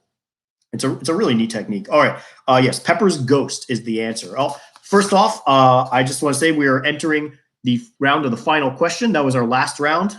Sadly, our trivia is coming to an end. So I just want to say thank you to all. Thank you to all my friends and family who came out to join me for this awesome trivia night. If you've been enjoying this, please like this video. Please subscribe to the channel if you have not already. Any sort of like, subscribe, boost, anything that boosts the algorithm for this channel is a boon on my part, and I'm deeply grateful for it. Also want to give a big shout out once again to Lisa's Twitch TV channel, The Glam Gamer. The Glam Gamer, lots of fun. She hosts Jackbox TV and other fun stuff over there. This is just want to give all the shout outs. Please show some love if you're enjoying this, and thank you for all coming out and being safe. But here we are, the final part. The good thing is this trivia is ending, but is ending with a bang because we've got the final question. The final question. All right, here we go. The final question. Yes, Lisa's show is 1 p.m. Eastern Standard Time, 10 a.m. Pacific Standard Time on Sunday. Yay, time zones. All right. Lisa can tell you, I know she streams Jackbox games like Quiplash and Dictionary Game and stuff. Yeah, good stuff. It's a lot of fun. Let me host. Okay, the final question. Here it is, final question. For this question, may wager anywhere from 0 up to 10 points. 10 points is the maximum. 0 is the minimum. Beware of it. When you wager, you must guess all answers correct to win the points. Otherwise, you must subtract the amount of wager points from your score. This is the only question where you can lose points from your score if you get it incorrect. And you have to get all answers correct of the final. The final question has multiple parts, and you have to get all the parts correct in order to win the points from your wager. All right. And this is a fun one, and you're going to have 3 minutes to answer this. So let me set my timer.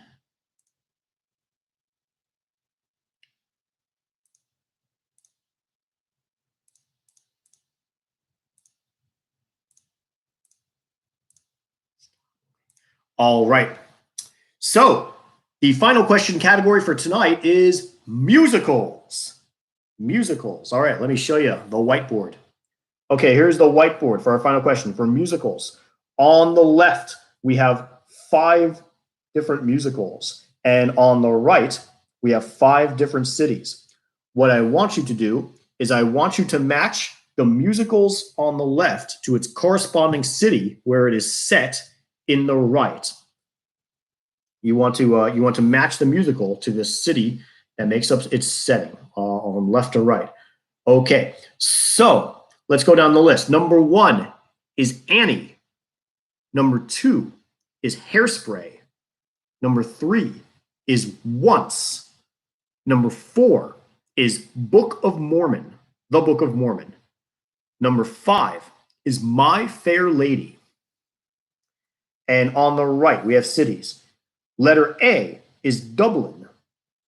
Letter B is Uganda.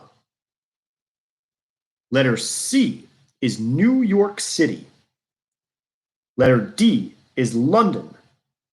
And letter E is Baltimore. And I realize saying out loud, I know, yes, Uganda is not a city.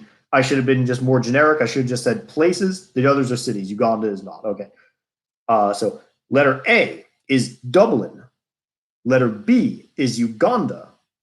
Letter C is New York City. Letter D is London.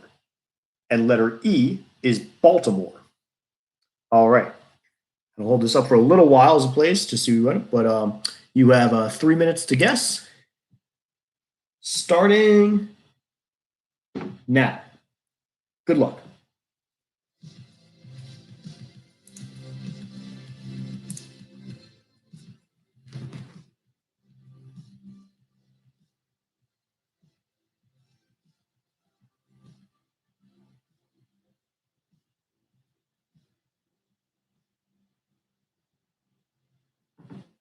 Musician is the best way to learn, practice, and master the guitar.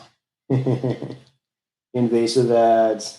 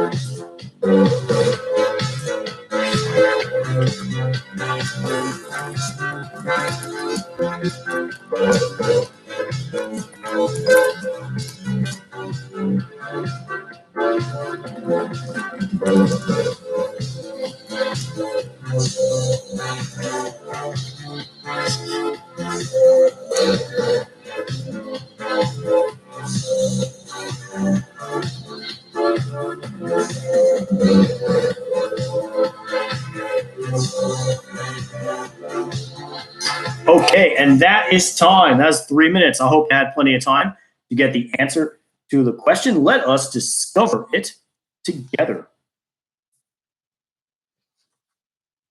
All right, the category was musicals. Musicals. This is a fun one. I really enjoyed this. All right. First, we got number 1, Annie. The sun will come out tomorrow, tomorrow. All right, Annie. Annie, of course, was that Great Depression epic set in New York City. In C, New York City. Annie is C, where she learned that it's a hard knock life for us. It's a hard knock life for us. Yeah, you know, decades before Jay-Z. Come on, man. Yes, Annie matches to C, New York City. Okay, number 2, Hairspray. Hairspray. What's its barn stomper entry song? Its song is "Good Morning Baltimore." Da da da da da da da. Da. Yes, Hairspray is set in that great city of Baltimore, which fitting, being it is a John Waters classic, all about Huns and pink flamingos, and Scrapple. If you live in outside the city, you call it Balmer. That's what they do. Yes. As hey, yes. Number 2, Hairspray is E, Baltimore. Okay, going down the list. Number 3, Once. Once. That movie with the dude from The Frames that was also turned into a stage musical. Once is featured in the city of Dublin, Ireland. A, Dublin. So we have Once. Number 3, Once goes with A, Dublin, that great Irish city. All right. Yes, Pink Flamingos is a great movie. Okay. Number 4, Book of Mormon. Book of Mormon. Those that classic musical from those lads at South Park. If you were taking a guess and you said Book of Mormon was set in Uganda, then I say a proud Hasa Diga Ibowai to you, sir. You are correct. Book of Mormon was set in B, Uganda. Uganda. Okay. And number 5, My Fair Lady. My Fair Lady, that Audrey Hepburn classic. That was set in how's the song go? London Bridge is falling down. My Fair Lady. My Fair Lady was set in D, London. London. Okay. So your answers going down that list. Number 1 should be C. Number 2 should be E. Number 3 should be A. Number 4 should be B. And number 5 should be D. So the letters going down should be C, E, A, B, D. And if you got that as your answer key, you get all the points that you wagered, my friend. And if you don't, you lose them. All right. But yes, I hope you all had fun with this. Please let me know your final scores in the live chat if you would like to show them off. Let us know your final scores. Let us know how you enjoyed how you enjoyed tonight's trivia show. I had a blast. I hope you guys had as much fun being part of this show as much as I had hosting it. I'm going to stick around for a couple minutes in what I like to call the after party. But that is our show. Thank you for coming. Coming tonight to Hermit Trivia. Hermit Trivia is every Tuesday and Thursday, 9:30 p.m. Eastern Standard Time. We'd love to have you. So I hope to see you this Thursday. And I hope to, and anytime. And of course, we got many more great things planned for our Hermit Trivia shows. If you are also interested, feel free to join our Hermit Trivia Discord. That's right, we have a Discord. Let me. Oh man, I had the whole link to like invite people and let's invite people. Okay, there we go. Yes, let me copy the link to the Discord so that you can join the Discord and post words on the Discord. Oh, well, hey, first time for everything, Mike, right, Mike? Welcome to the after party.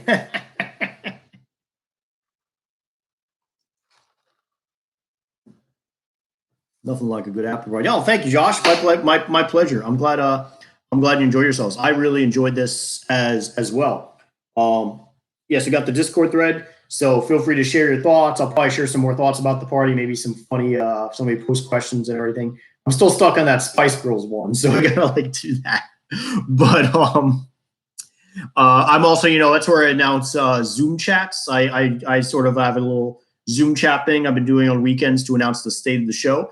If you would like me to invite you to our Zoom chats where we talk about things, send me your email if I don't already have it, or like for Mike, I think I have your old email from like the Laser Spine Institute, but I don't have your current email.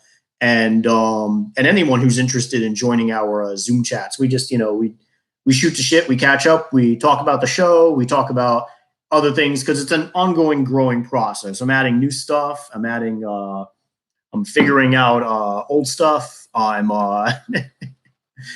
We figure out stuff like, hey, how does Mark put music on the show without getting demonetized? Because I'm still figuring that out. Thank you, Aunt Carol. I had a lovely evening too. I'm glad I made you laugh. Sometimes I feel like just laughing in an empty room. I feel self-conscious. Brandon, Mike, WG. Okay, awesome. Awesome, sweet. I will copy. Excellent.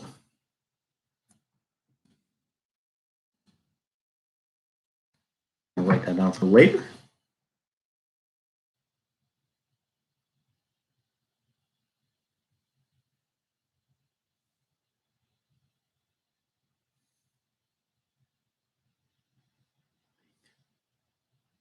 You and recording emails right now. Working really hard not to say them out loud, so like you don't get like doxxed by a bunch of stooges, because this the Wild West out here.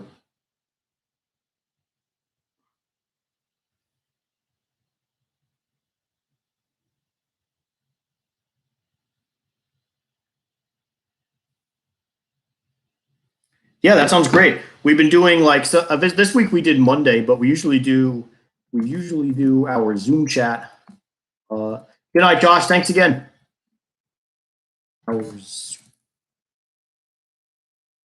Usually do our Zoom chats on Sunday night. Jesus, Jesus, that's me. And if the body of Christ, man, if the body of Christ was cheese, I'd be a mass every night.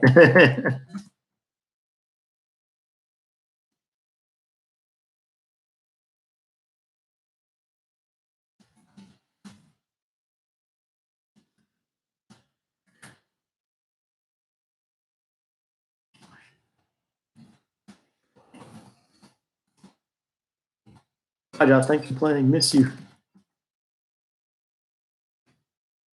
Yeah, that was a lot of fun.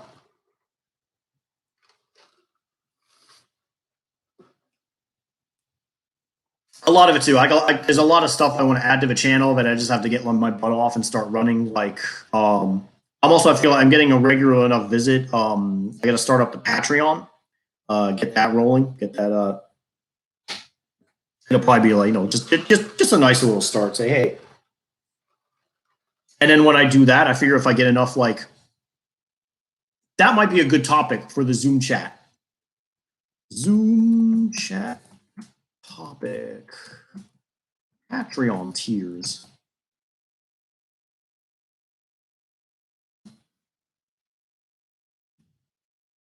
Oh, bye-bye, Meyer. Thank you for playing with us.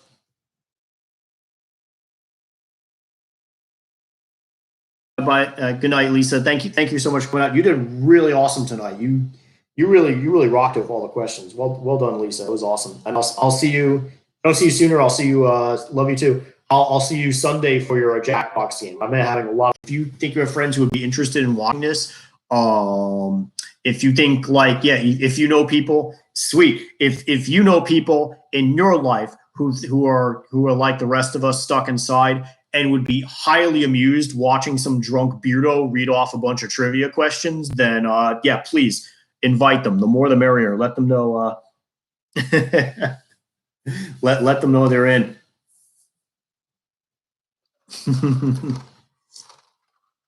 Oh, I will. I'll say hi. I'll say hi to mom and dad for you, Carol. Love you guys too. Miss you guys too. We'll all see each other soon. I no doubt. Charles, I think that's the wrong channel. That seems like more of a Reddit thing, Charles.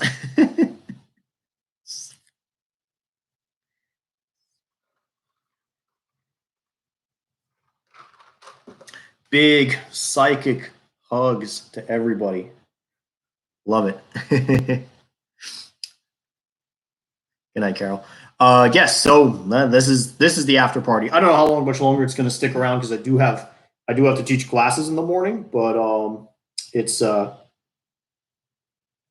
figure I'd kick it for a bit. Let's see, do I? Oh, good. All right. Yeah. See, I already got 2 classes scheduled for tomorrow. Ooh, one's a mystery class. Okay. Well, yes, this was a lot of fun.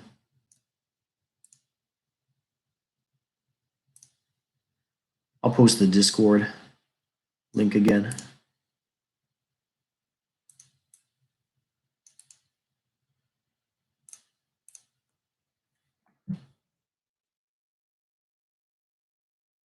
Hermit Trivia Discord link.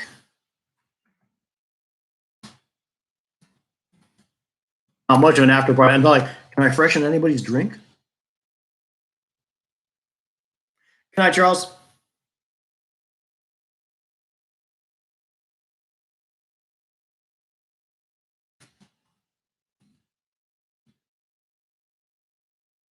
Ooh. One's still here. Cool. People are peacing out. All right. And you know what? I think this is a good time for me to peace out too. I know it was the briefest of after parties, but it was a good chat, but to catch up. I'm glad you guys are all enjoying it. I'm hoping this is still fun. Like right now, it's you guys, and then a year later, it'll be you guys plus the rest of the internet, and be like, why did I ever invite the internet? Why? Oh. Okay. Anyway, love you all. Stay safe. Hope to see you Thursday night. Remember, this Thursday night, more Hermit Trivia at 9:30 p.m. Always bringing the fun. And you all have a great night. Catch you later.